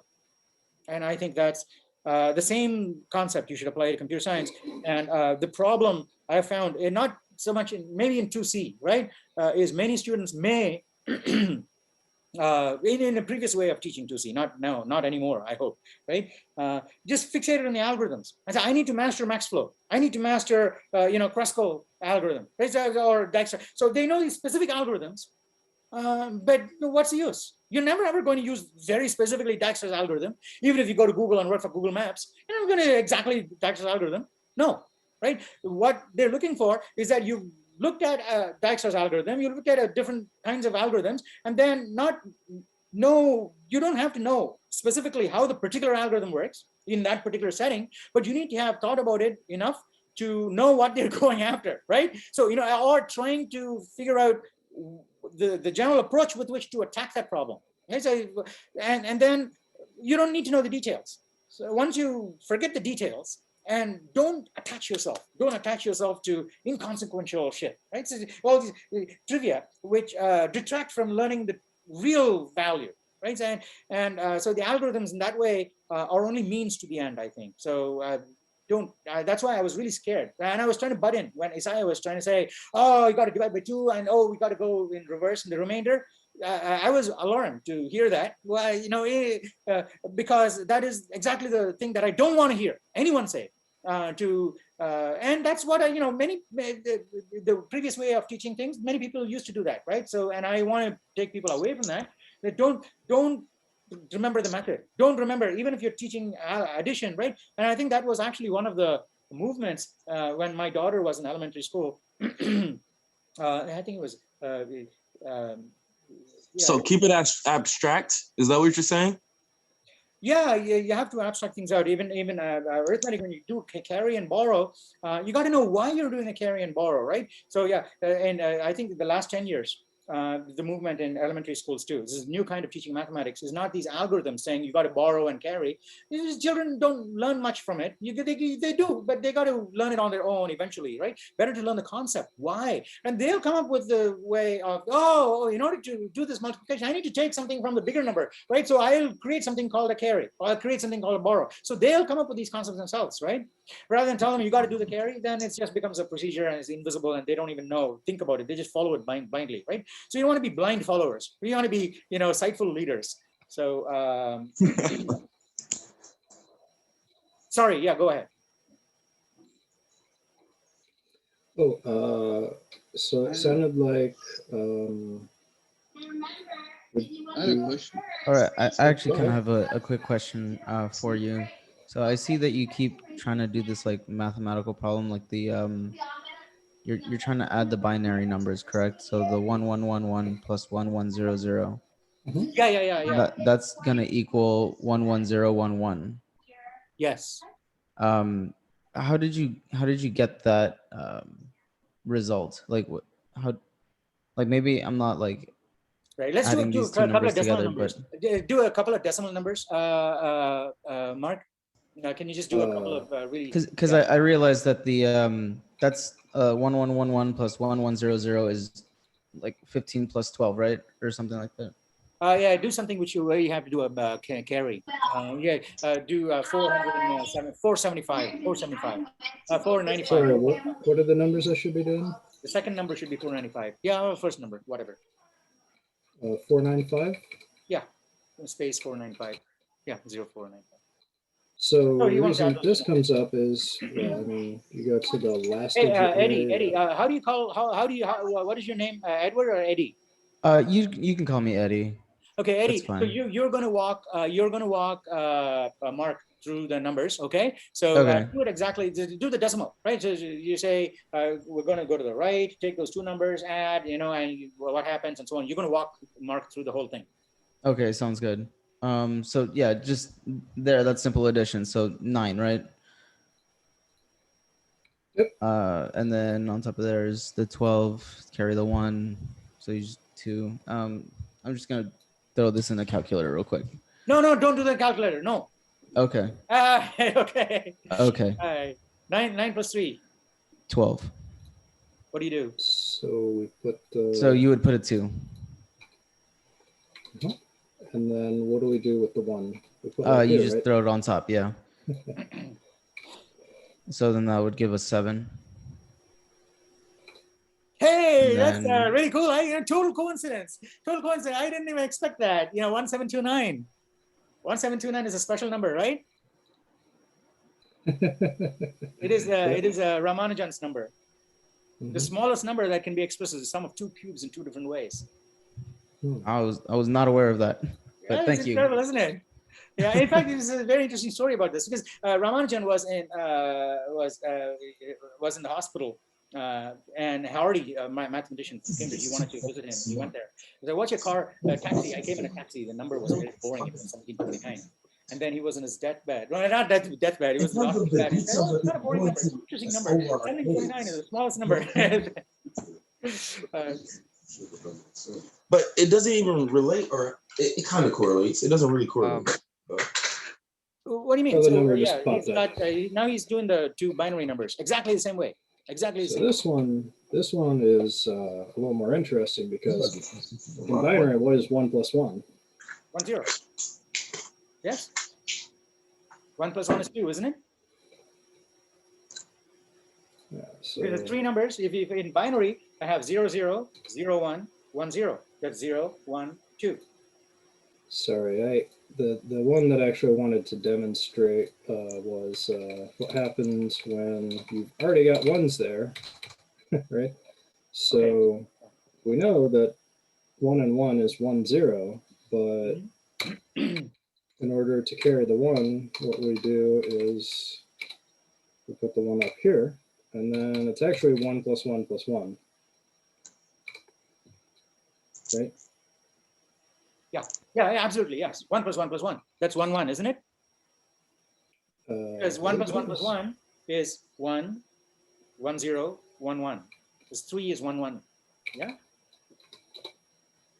Does that make sense to everyone? Are there any questions as to how this answer happened? No. All right. Yeah, So I'm kind of lost with that answer as well. Sorry about like- that. No. So I think Don't feel sorry. Okay. This is the most important. It's good. I think That's like why an it's surrounded. interesting way to look at it is 1 is like the biggest value that a single slot of data can hold. So like if you're doing 1 plus 1, like it's going to be 10. Yes. But so we have this whole big slot of like we have 2 pieces of information, the 1 and the 0 and the 10. So the 0 goes in the first like part of our answer, and we carry the 1. Since we know that 1 plus 1 equals 10, if we add another 1, we have 11. So and if we're doing just 1 plus 1, we carry the 1, which leaves us a 1 to store in the second slot since we have 3.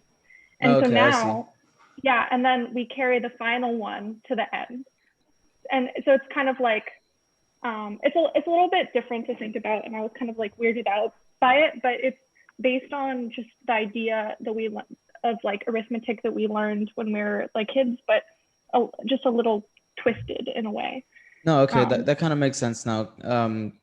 Yeah. I don't think I was wrapping my mind around the idea that one is the biggest number that we have, but yeah. Yeah. Okay, so then say you have a one in the spot where you're doing the little addition, so then you would have to carry that the next one over, which gives you the next greatest digit, which would be one. That makes sense. Okay, I got you. Yeah, Thank you. and so and if you look at it, 11 is equal to 3, I believe, right, Professor? Yeah. Yeah. Well, one thing I found is let's not refer to them as 10 and 11. I had that problem, and it took me quite a while. Yeah, that's what I'm getting confused on that. Yeah. Let's say 10 and 11. Yeah, it's just for people to like initially grasp it who like don't think in 11s. I think it's easier to understand in 11s and 10s, but that's not the way that we should be thinking about it ultimately. But if you're having trouble like grasping the concept, I think that it's like a good place to start. But yeah, these aren't 11s and 10s. They are 1s and 0s. The risk is that 10 immediately conjures up a mental image of 10 things. Right. Yeah. And so so 11 is 3. 3 plus 3 is 6. Okay. So 6 in binary is 1, 1, 0, because for the 0 is where we hold the 1 value, and then the second slot is where we would hold a 2 value, and then the third slot is where we'd hold the 4 value. So we have 0. Write 110. Write 110 and convert it so that when Elizabeth is talking. Write 0, 110. So in fact, you can write any number of zeros, and then you can put any number of zeros to the left-hand side. It doesn't make a difference, right? Yeah. So right here we have 1. So for the first slot is where we're out of 3 slots that we have for values. The first one is going to be how many 4s do we have, which is 2 to the second. So we have one value of 2 to the second, which is 4. And then our second slot where the value is how many 2s do we have, which is 2 to the power of 1. And so we have one of those. We have 1 4 and 1 2, which equals 6. And so for our final slot where 0 is being, yeah, go ahead. What number are you looking at? We're looking at the 1 1 plus 1 1 equals 1 1 0, which translates into decimal 3 plus 3 equals 6. And okay. At the bottom, the final number. Yeah, at the bottom. Yeah. Where Mark is typing. And so basically, if you look at it, it makes where the 110 is 2 to the base 2 to the base 1 to the base 0, because like how many 1s do we have? How many 2s do we have? How many 4s do we have? Because in binary, it's 2 to the base. Your base is 2, which means you're multiplying each slot of data will hold a multiple of 2. So in 2 to the base 0, anything to the base 0 is 1, right? So like x to the 0 is always going to equal 1. And so we don't have any 1s when we're thinking of how many 2s, how many multiples of 2 are equal to 6. We don't need a 1. So that's just going to be 0. How many 2s do we have? Well, 6 is equal to 4 plus 2. So we have 1 2 and 1 4, which gives us 1 1 0. It's kind of a little, I know I'm throwing a lot of like 1s and 0s, 2s, 4s, 6. It sounds a little confusing, but if you just look at the sequence, it's also a matter of getting used to, I think. Used to thinking about it in this way. Yeah. And the only way, Isaiah, Eddie, all of you guys, right, is working through a number of problems. It may seem like it's just pointless, rote things, right? Just give it the benefit of the doubt and do it for a week, right? Just keep working through numeric problems, lots of numeric problems, binary. If you get stuck, go to the module, read it up, ask in the forums, ask in the Reddit, right? But do it, just take my word for it. Just marinate in it for a week, right? Then it'll make a completely different sense, it'll be very different. Right now, I don't know, Elizabeth could spend like a whole day talking about this. Mark can do 1 million demonstrations and you can listen to all of it.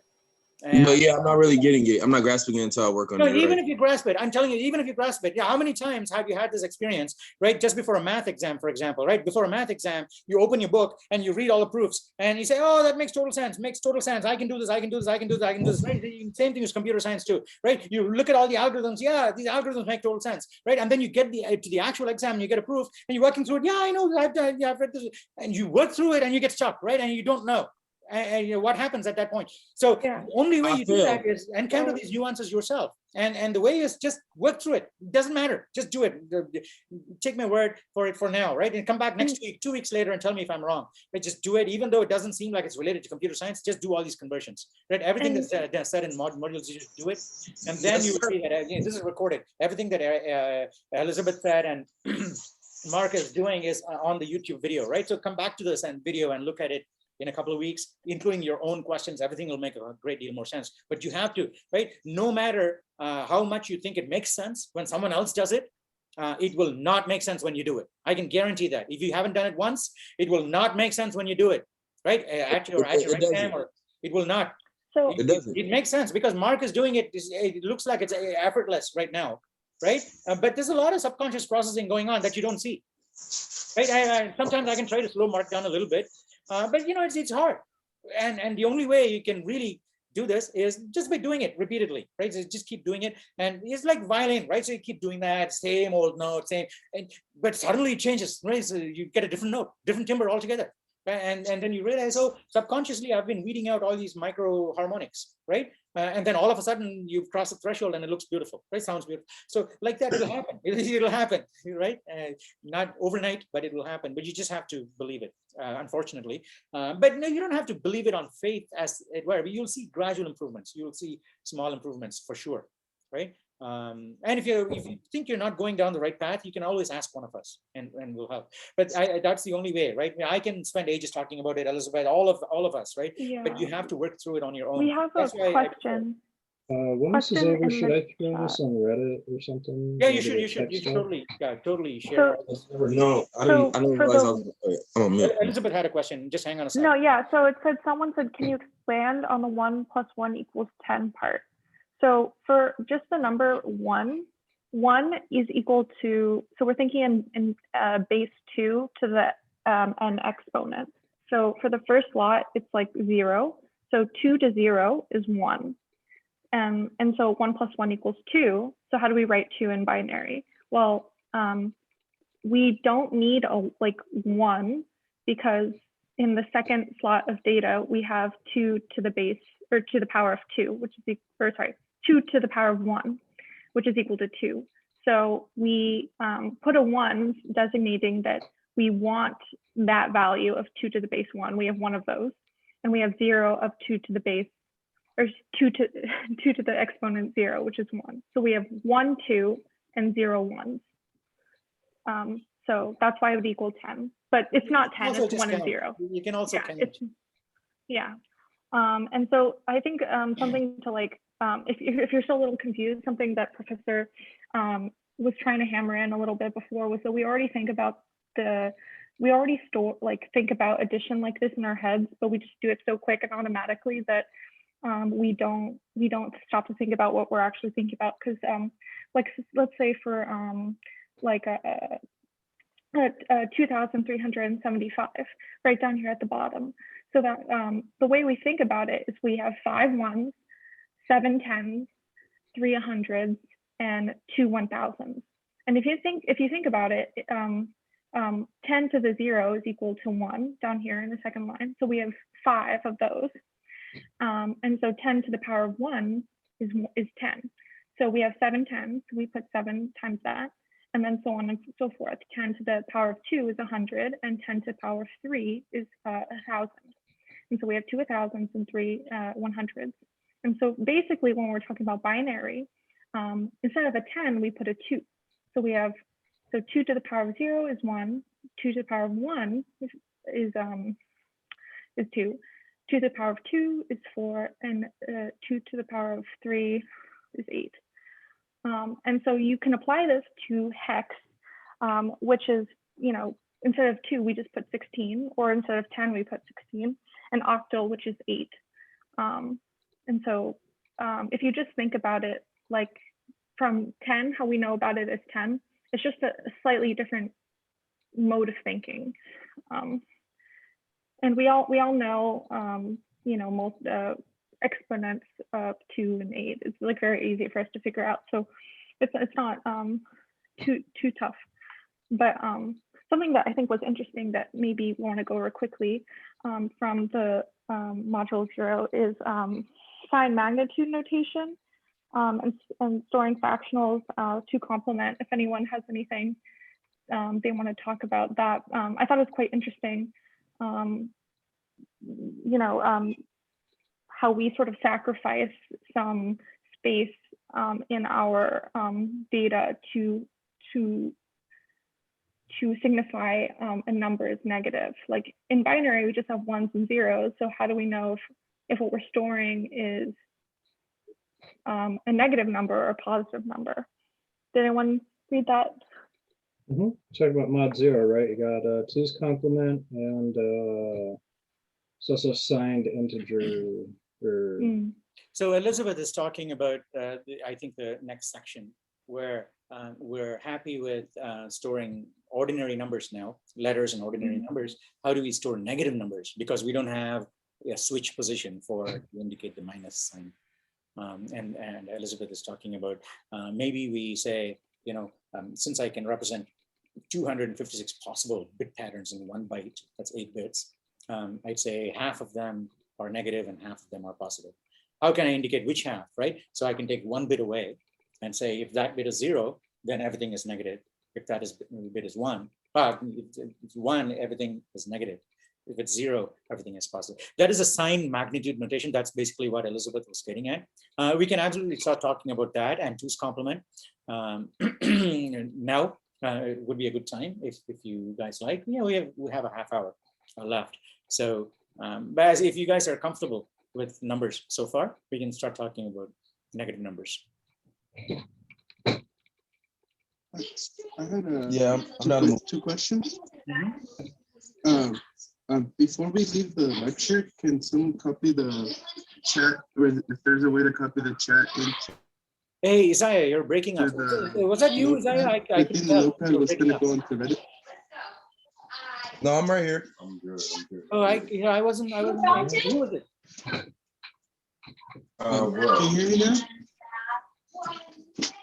I can hear you. Yeah. You were just breaking up before. Who was it? Oh, sorry. Ricardo? Oh, Ricardo 65 instead of B. Yeah, because when I converted using the ASCII values, all this made total sense. So maybe if people are still confused, they go through module 0, and then they just have to try it out. Yeah. I think you should also read module 0. I think many people say, well, I'll read module 0 after the first week or the first lecture. No, I think it helps to read module 0 before the lecture. Well, certainly before the next lecture, you should read module 0.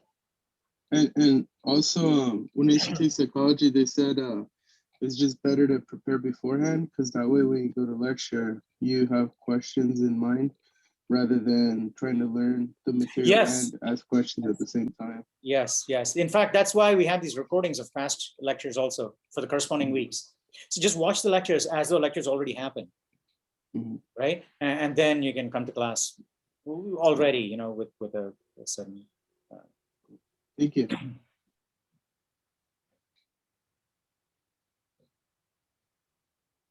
All right. I have a question. It's a little off topic. It's not like on the binary, but I submitted the first quest a couple days ago, and I don't see like it on my account in the trophies area. I still see 0. However, it said I passed. It gave me the hooray message. So should I resubmit? No. Did you have your ID in there? The ID I line? did. You did? That's really strange. And then you went to the /Q site and entered your ID, and it said you didn't have any trophies. It said I had 0.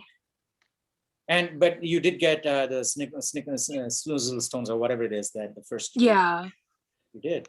All right, I'll take a look into it, but it should. The chances are there's a ton of people had the same problem before. Chances are you copied and pasted from the PDF file that line with the student ID, and if you copied and pasted from the PDF file, PDF inserts a lot of invisible characters. Your student ID probably got contaminated. All right, I'll double check that. Yeah, and then I'll remove the whole see. line and then Does type it it in by hand. matter what Type it in by hand. browser you're using? Does Right. it matter what browser you're using? Yeah, all those things. Check it out. Otherwise, let me know. I'll dive in and take a look. And then do you have any, I know you said, I think it was Virtual Studio for the compiler. Do you have any other recommendations? Because the one Visual that you, Studio, mean. Yeah, Visual Studio. Oh, yeah, I don't know. Visual Studio is free and it's really, really cool by, and we have tutorials and previous students who've used it. It's thin, it's very thin. In fact, if you want to only do C++, you just download Visual Studio and then just download the C++ modules. And it's like very thin. You just carry it around on a thumb drive. And it's really clean and I don't know. I don't use I don't use Visual Studio. I just use Xcode and Emacs most of the time. But use whatever you want. In 2A, I think we can get away with just using Replete for most of these class demos. We can just use an online environment. For your own, I don't know, even up to quest number 6. Would you recommend against Notepad++? No, I don't. Yeah, if you know what you're doing, you can just use Notepad. Yeah. The benefit of using an IDE really is that, and I think IDEs should only come slightly later, not immediately actually, because IDEs are really, really good at having your back, right? If you use Visual Studio or Xcode or something like that, if you make any serious errors in your code, your IDE will pick it up immediately and underline that with red. Or say, I refuse to compile it because if you compile it and run it, your computer could melt. Or something like that, right? So your IDE has your back for you. But a lot of newbies who start with an IDE before having a solid grasp of the language itself will tend to be turned off by all the red ink. Right? I say, oh my gosh, I can't open up Xcode because when I go into Xcode, I get all these errors.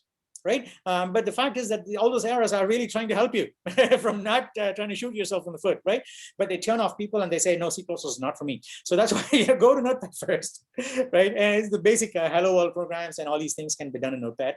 And then when you get to a stage where you're saying, well, I'm making too many careless errors, which are rather fixed immediately, right? Rather than later, then you go to an IDE, then these errors that you don't have to wait until compile time to fix. Many of these things you can just fix on the fly because the IDE flags them for you.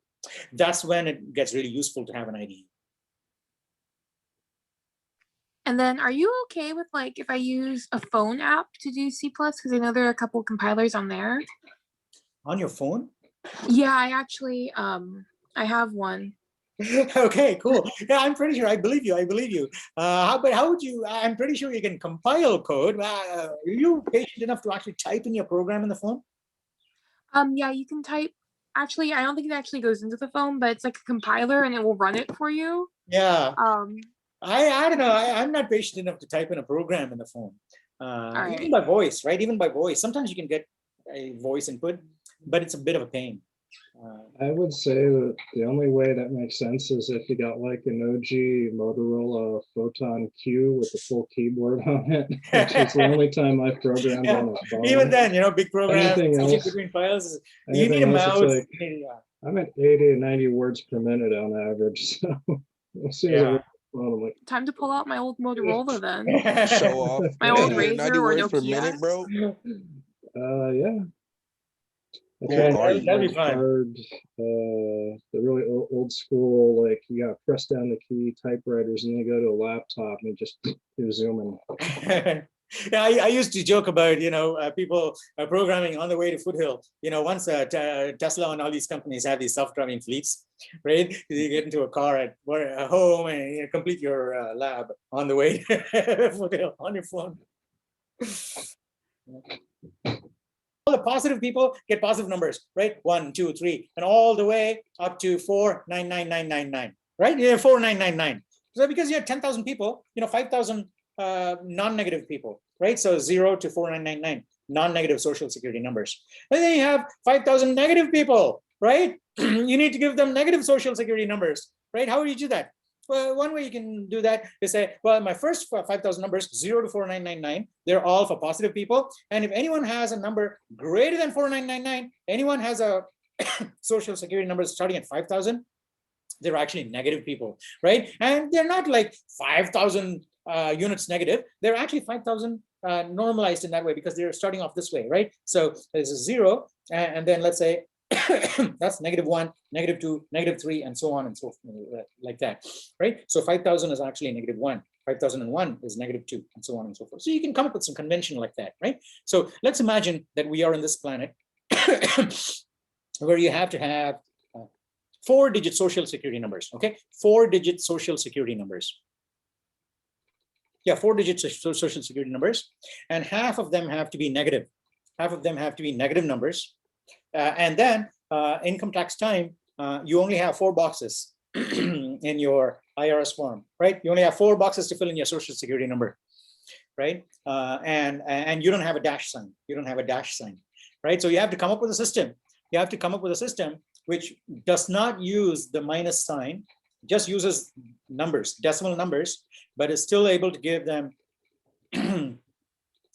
positive and negative numbers. So the one way we do that is basically say, well, we want negative numbers, but really the representation should be as intuitive as possible because the representation at the end of the day is just a representation, right? The number that you write is never the number in your head. It's just a representation. So what we want is choose a representation that is as intuitive as possible. Agrees as much as possible with the picture that I have in my head, right? So what is it about negative numbers that I want my representation to embody, right? So you say, well, one of the most important properties of negative numbers is that if you add a negative number to a corresponding positive number, what do you get? 0. 0, okay? So if I have somehow come up with a series of numbers in my 4 boxes, right? Such that if I add one number to the other, I get all zeros, then I can say that one number is the negative of the other, right? It's not the negative, but I can assume for all practical purposes that one of them cancels the other out. Yes or no? Yes, that's Okay, correct. all right. So that is the crucial insight. Okay, that is the crucial insight behind Two's complement. If you understand that, Two's complement is a piece of cake. You can do Two's complement in base 2, base 10, base 55, any damn base you want, base 256, right? Which is really the base 256 is what computers deal with, right? Because each byte is a 256 byte base number. Each byte in a computer is a base 256 number. That is that particular way of writing, drawing it is with that ones and zeros, right? So any damn base you can do with the complement notation. And what we're going to do is that I got 4 numbers, right? 4 digits, and I got another 4 digits, and I know that this is the negative of that. So if I add the 2 together, I should get 4 zeros. Oh, but I also get a carry of 1. I don't care if I get a carry of 1, a carry of any number of carries I can get. I can just going to discard all of that because I only got 4 boxes. Okay, so here we have actually turned a limitation of the system, which only gives us 4 boxes. It's a limitation, right? It's only 4 boxes. We turn the limitation into an advantage and said, because we only had 4 boxes, if we got a result that had 5 numbers, we can just basically toss the extra and remain with only 4. So, which means that any number that has a digit to the right side, to the left side, 4 zeros, and then any number of digits I toss off, they're all the same as 0. If I treat them all the same as 0, then one number is. So then I say that if I get 2 numbers, right? Let's say, I don't know, hey, Isaiah, give me a 4-digit number. 5566. 5566. Give me a 4-digit number less than 5,000. 4,525. Okay, 4525. Okay, so he wrote 4. So I want that's the social security number for 4525. I want the negative 4525. In other words, I want a number that I can add to 4525, and I will get all zeros without using the negative sign. And I don't care if the number overflows and I don't get all zeros on the left of the leftmost digits. I don't care, right? I could get anything there. I want all zeros under the 4.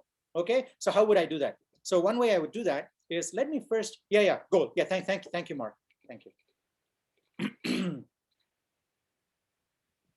So yeah, and then say meaning implies we want a sequence of 4 digits, which when added to 4525 will yield 0, 0, 0, 0.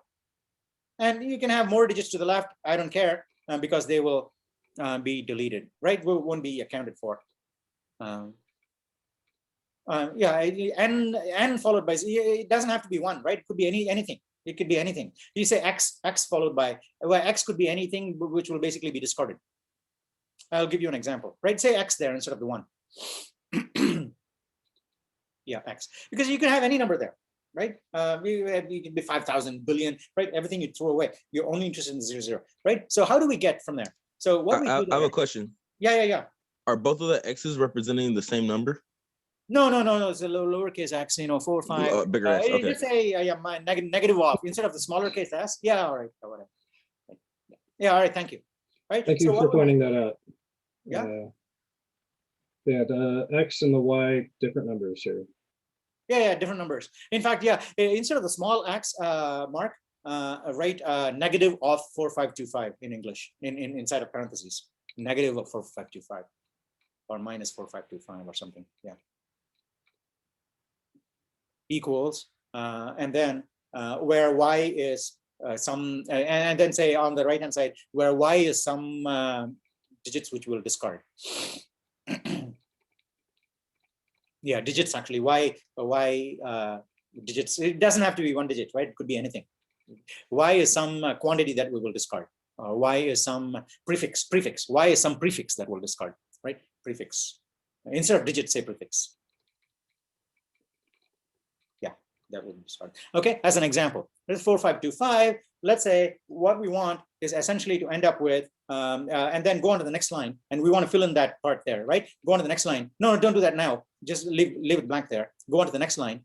Go on to the next line and do the 4 and do the vertical, dash, yeah. So that, all right. So that's what we want, right? Well, not necessarily 1 0 0 0 0, but we want either 1 0 0, 2 0 0 0, 3 0, anything. Where you can have anything to the left of the 0 0 0 0, right? But the basic idea is that we are only interested in the 0 0 because that thing y, which is going to be carried over to the left, is basically just going to be thrown away. Nobody's going to care, right? So that is the discarded part. So we're only, so if we get that, then whatever we put on the right hand side of the plus is actually the negative.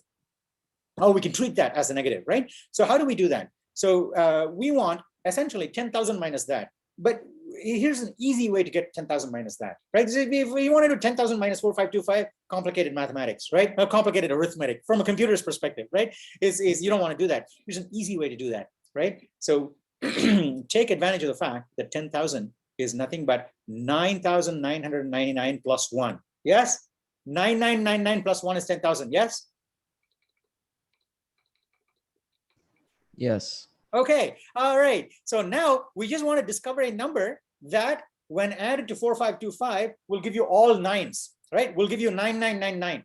Let's just discover a number, right? And in order to do that, all you need to do is just find the complement of the 9, right? 9 minus whatever that number is, right? So 5, yeah. 5 and 4 is 9, 7 and 2 is 9, right? And so on and so forth, right? So that is the 9's complement. So that is a 9's complement. 9's complement is what do you add? What do you need to add in order to get 9? This is 9's complement with an I or an E? Is it complement? Or oh no, E. Yeah, E. Yeah, the first one is a feel good statement you give to others. Yeah. What do I add in? Yeah. What do I add in order to get a 9? Yeah, to make it 9. Yeah. All right. So that's your 9's complement, and then to the 9's complement, add one more. What do you get? Not to the 9's complement, right? So when you add the number and the 9's complement, what do you get? All 9s. Yes. So what do you get when you add one more to that? 10,000. 10,000. Okay. Now the 10,000 has 4 zeros and then has a 1, which falls outside the 4 zeros, right? So that is your carry. That's a carry from the leftmost bit. That carry can be thrown away. Okay. Because there's not enough room in the byte to fit it. So conveniently, a limitation of the hardware comes to a rescue and says that, because the hardware has a limitation, you can actually use 2's complement to your advantage by saying that this can be made the negative of that just by inverting and adding 1. Well, I know. All right. We just, it takes a little while. It takes a little while to get used to all of this, right? Everything we're talking about today, data representation, takes a while, takes a few weeks to sink in, right? Apparently Einstein went to von Neumann once, and at Princeton, and said, Professor Neumann, I'm trying to develop my special theory of relativity into a more general theory to account for gravity also. But in order to do that, I need to learn about tensor calculus, right? Tensor calculus, and the latest research in the field, it shows that you are the expert, right? You need to teach me tensor calculus so that I can apply it to relativity. And so then von Neumann taught Einstein tensor calculus. And then at the end of the lessons, Einstein said, okay, well, Professor von Neumann, I can see how it works. I can apply all of that. It works. Yes, it works. I can take it away, it works. But still, I don't know, all right? I don't understand it, but it works. Okay, I don't understand it, it works. That's what he said. And apparently, and I don't know, maybe this whole story is apocryphal, right? So maybe you can check it out. And von Neumann said to Einstein at that point, young man, okay, so apparently Neumann was much older than Einstein. So Einstein said, young man, in mathematics, you don't get, you don't understand things, you get used to them, okay? All right, so, well, strictly speaking, that's not true, because initially you get used to them. But you keep using them repeatedly and in many different contexts, and then the general principle will start abstracting away, right? Just like everything. It abstracts away and takes a little time. So it takes a couple of weeks. So for the next couple of weeks, for the next 2 weeks, you should be like super duper kind on yourself, okay? Well, after that, you got to be, super kind, not super duper kind, right? But you still have to be super duper kind the next couple of weeks, because you may read things that totally don't make sense, and you may think, well, this is not for me, computer science is not for me, programming is not for me, there's billions of dollars out there, not for me. I don't know, well, maybe it's still for me, not through computer science, right? So you may think all that, but no, that's absolutely not true at all, right? So you got to remember what I said now, saying that that feeling that you have, saying that, telling you from the other side, oh, no, this is not for you, this is too hard, no, take it from me, right? That is predictable, right? If you don't feel it, you should be asking yourself, hey, it's been 2 weeks now, I still don't feel like that. You should ask yourself, right? You should feel that shows you that you're like those Lewis and Clark, the explorers, right? You're on the fringe. You're likely to see a grizzly bear anytime, but you're still, forging ahead, right? Not saying, oh no, this grizzly's there, I want to go back to the safety of my anthropology. Well, not anthropology too, right? Any study, right? If you take it and do it seriously. But the thing is, there's a lot of in the software sciences. I think there's a lot more leeway to I don't know. So I maybe the grading system, or I don't know. Well, I think it's all hard. It's all hard, but maybe the grading system makes it easier in some situations. Oh, maybe it's less objective. Yeah, that's right. Yeah, I think in software sciences, the professors have a greater opportunity, right? It's a greater opportunity to let you pass, right? In computer science or mathematics, I can't let you pass, even if you I don't know, right? Even if I want to let you pass, I can't let you pass. I have. That's why towards the end of you look at my past lectures, right? Look at the videos. I always say to my students, give me reasons, man. Give me reasons to give you points. If you don't, let me help you. Let me help me to help you. That's what I tell you, right? So give me an excuse to give you points. Not so in 2B and 2C. 2B and 2C, you got to be really good to get in C++ to get a pass, right? 2A, I need excuses to give you points. And the way you give me excuses is by basically sticking around, and I don't know how we got started talking on this track, but essentially for the first couple of weeks, this is how you'd feel, and you'd feel, yeah, it's really hard. But yeah, we got about 8 minutes left. Let's have one of the students do the ones complement, and then we'll talk about what needs to happen from us. Yes. On Thursday. Thank you. Let's do one's compliment. Yeah, and Mark or someone. Mark Nines or complement is very much like the nines complement, only instead of 9999, your goal is 1111. oh, let's not do a. Oh yeah, yes. Sorry. Yes. Thank you. Someone give Mark a four-digit binary number. Someone, not Isaiah, Ricardo or Vivian. Give Mark a four-digit binary number. 0110. Oh, thank Good. you. I was afraid you were going to give him a number starting with 1, but okay, 0110. What is 0110?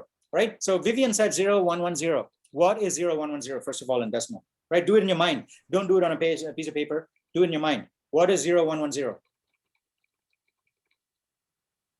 Hey, Mark, write down 0110 so that you can. Oh.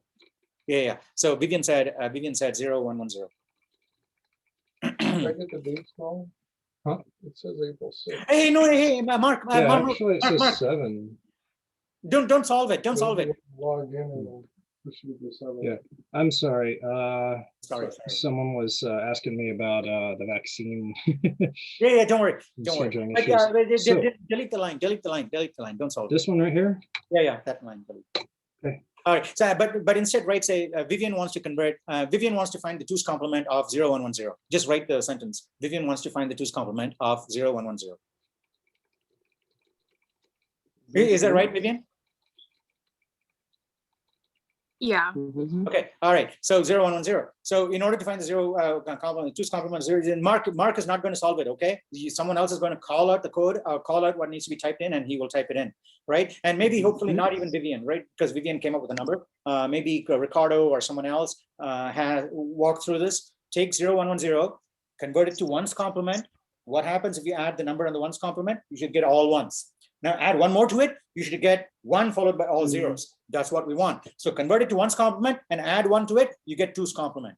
Okay, then you can verify that adding the number and the 2's complement gives you all 0's with a carry that is tossed away. Right? We're going to do that with the number that Vivian gave. But in order to do that, what is 0110?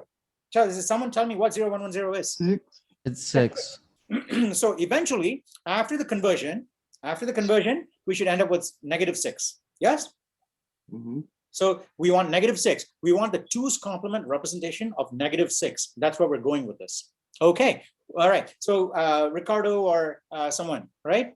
Yeah. Who else? Charlie. I can't see all of you here because We're I'm supposed to get 2, 2, 2, 2, 2. So if we're converting 1001, it's going to be 1, 2, 2, 1. all right. So Ricardo says the 1's complement. Ricardo says the 1's complement is, yeah, you can just basically type in Ricardo said 1's complement equals 0, 1, 1, 0. No, it's a 0. No, what did you say, Ricardo? It's because we have to get all 2's. So if we do 1001, yes, and you add 1, 2, 2, 1, that's going to get you. No. Let's take it one step at a time. Ricardo. Okay. All right. So, hey, Mark, write down Ricardo said the first step. Ricardo said 1's complement is 1001. Right. And next line after Vivian. After. No, Vivian wants to find the 2's complement. That's the first step. Right. And then Ricardo said the 1's complement of 1001 is 0110. And then delete that line that you have at the top without any names. Right. Sorry, was that last bit? Delete the. Yeah, delete the line. Yeah, that line. Yeah. Okay. All right. Now, someone other than Vivian or Ricardo say what is a 2's complement?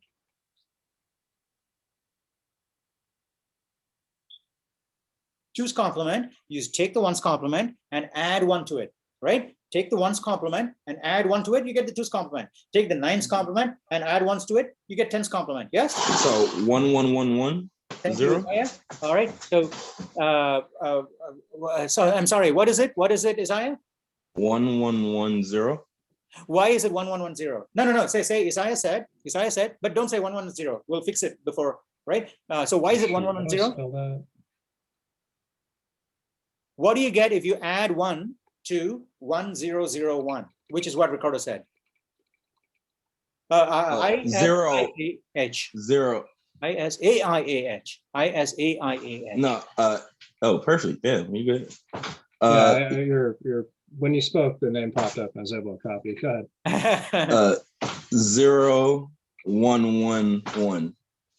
Why is it 0, 1, 1, 1?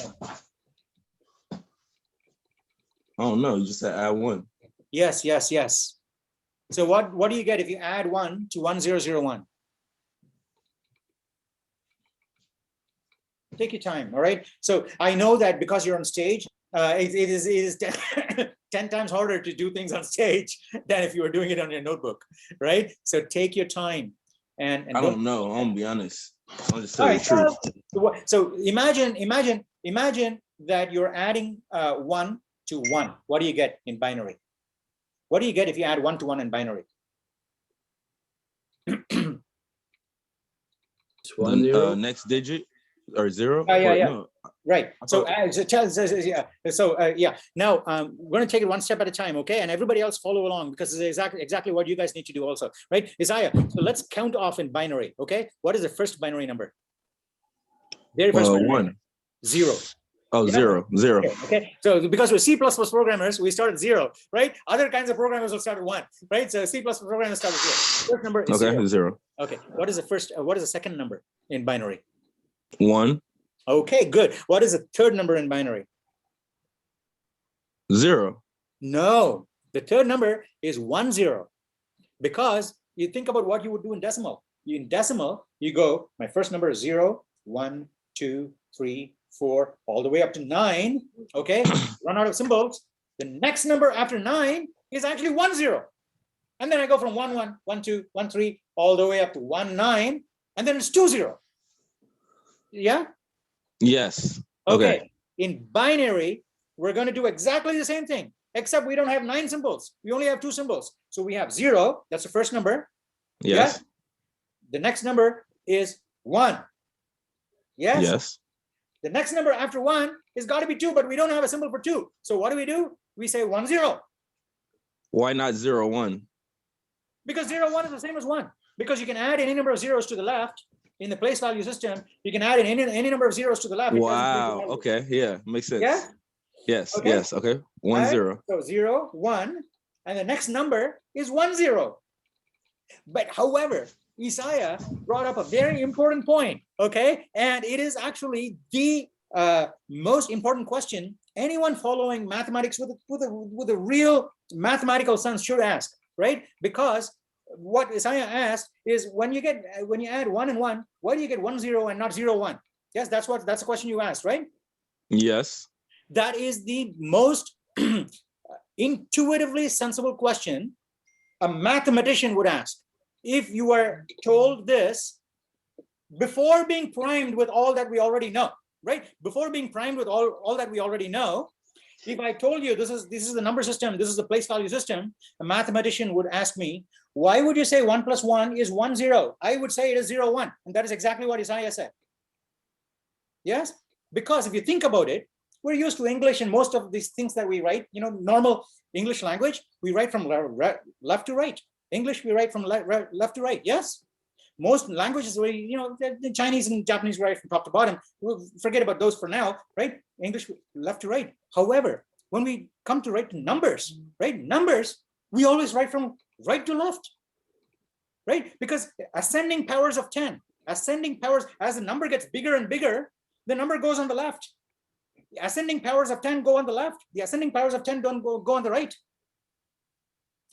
Right? In English, every time you want to say something more, you add it on the right. In arithmetic, every time the number grows, it grows on the left. Why is that? So imagine this, right? So if I explained place value system to a true mathematician, right, before being primed with all kinds of things that we already know, this is exactly the question they would ask. And the truth of the matter is that for a long time after place value notation was discovered by humans, right, numbers were in fact written in the way that Isaiah suggested. Right, for a long time, because you can go back in history, and so you go back to when was the first attestations? 5th century AD, I think, were found in Gujarat in India, right? So, but if you go back earlier than that, you find attestations of numbers where the numbers are actually written in reverse, where 2 is written as 10, right? 10,000 is written as 1, followed the zeros on the left. So numbers were originally, when the place value system originally came about, numbers were written like Isaiah said, with zeros on, numbers were growing on the right. right? Powers. And how did we end up doing it the other way around? Have we wondered about that? And it's a really interesting question, isn't it? And the reason we do that is because the way we got numbers today that we work with is because these numbers that originated in India then went to the Arab world, right? In Arabia, in the Mid East, the writing system was from right to left, not from left to right. That is why, there's a story about the Tide detergent, right? They had these billboards in New York, and I said, we want to come up with an incredible advertising campaign where people don't need to know a language. They don't need to look at the billboard and say, oh, wow, I need to know English in order to understand what the billboard. No, they just want pictures, right? No language, pictures, and people will be able to see the pictures, and then Tide will sell out. Right, so they said with 2 frames, and in those days, women used to do the laundry, so they had 2 frames of women. In the left frame, a woman is dipping a dirty shirt into a bucket of Tide suds, and the right frame, she's pulling it out, and it's sparkling white, clean, right? And then that's all, no language, and then they had a Tide logo. I don't know if this story may be apocryphal, right? You may check it out. And they ran the campaign, and when they ran it, sales basically skyrocketed, right? And they took off. And I said, I want to run this campaign internationally, globally, right? So they ran the campaign. The campaign worked everywhere except in the Middle East, where the sales of Tide basically tanked, and nobody bought it because everybody was looking at the ad and reading it in this way. They said, take a clean shirt and put it in Tide and pull it out. It's going to be dirty, right? So the power of place value. That's the power of place value, and so that is the reason why, Isaiah. So that's why your question was actually a very important, profound question, because naturally, as humans, we tend to think, well, this should be the other way around. Why not 0, 1? And that is something we have to get used to. We have to get used to, and that's why we do it this way. Does this make sense, all of you? I don't know. Was this interesting? Was this useful? All right. So anyway, talk about what we should be focusing on for Thursday's lecture. Yeah. Okay. So for Thursday, what I would like is let's wrap up two's complement and floating point representation. Okay, two's complement and floating point representation. And what I would like is if you can come to class already having seen the videos, right, for week 2. Oh no, week 1, right? So all the data representation video from previous quarters, right? I think pick the most recent ones, because I think they have. I think some of these videos from face-to-face recordings from class, right? That's from several quarters ago. same material. I don't know, pick and choose, right? So, but see some of those videos, and Peter and Ash, they're both here today. Yeah, usually they come one at a time. I don't know if you can see him, but there's Peter. Oh, he's Peter's over there. This one's Ash. Oh, anyways, it's time. Anyway, please come to have his breakfast. All right. Is there any other? If you have any other questions, you feel free to ask me now. Otherwise, next class, take a look at the videos. Direct concerns and complaints about the notes to. Oh yeah. Okay. No. Hey, first of all, before we close class today, I want to thank Ricardo, Vivian, Mark, especially, who's been driving. Hopefully, next class onwards, Mark shouldn't be the only person, right? So usually, I have 1 person or 2 people who are always happy to keep driving. Everybody else is just hitching a ride on. No, right? So in fact, Mark will also remember, hopefully, next class to prod you guys. Okay, take over the screen.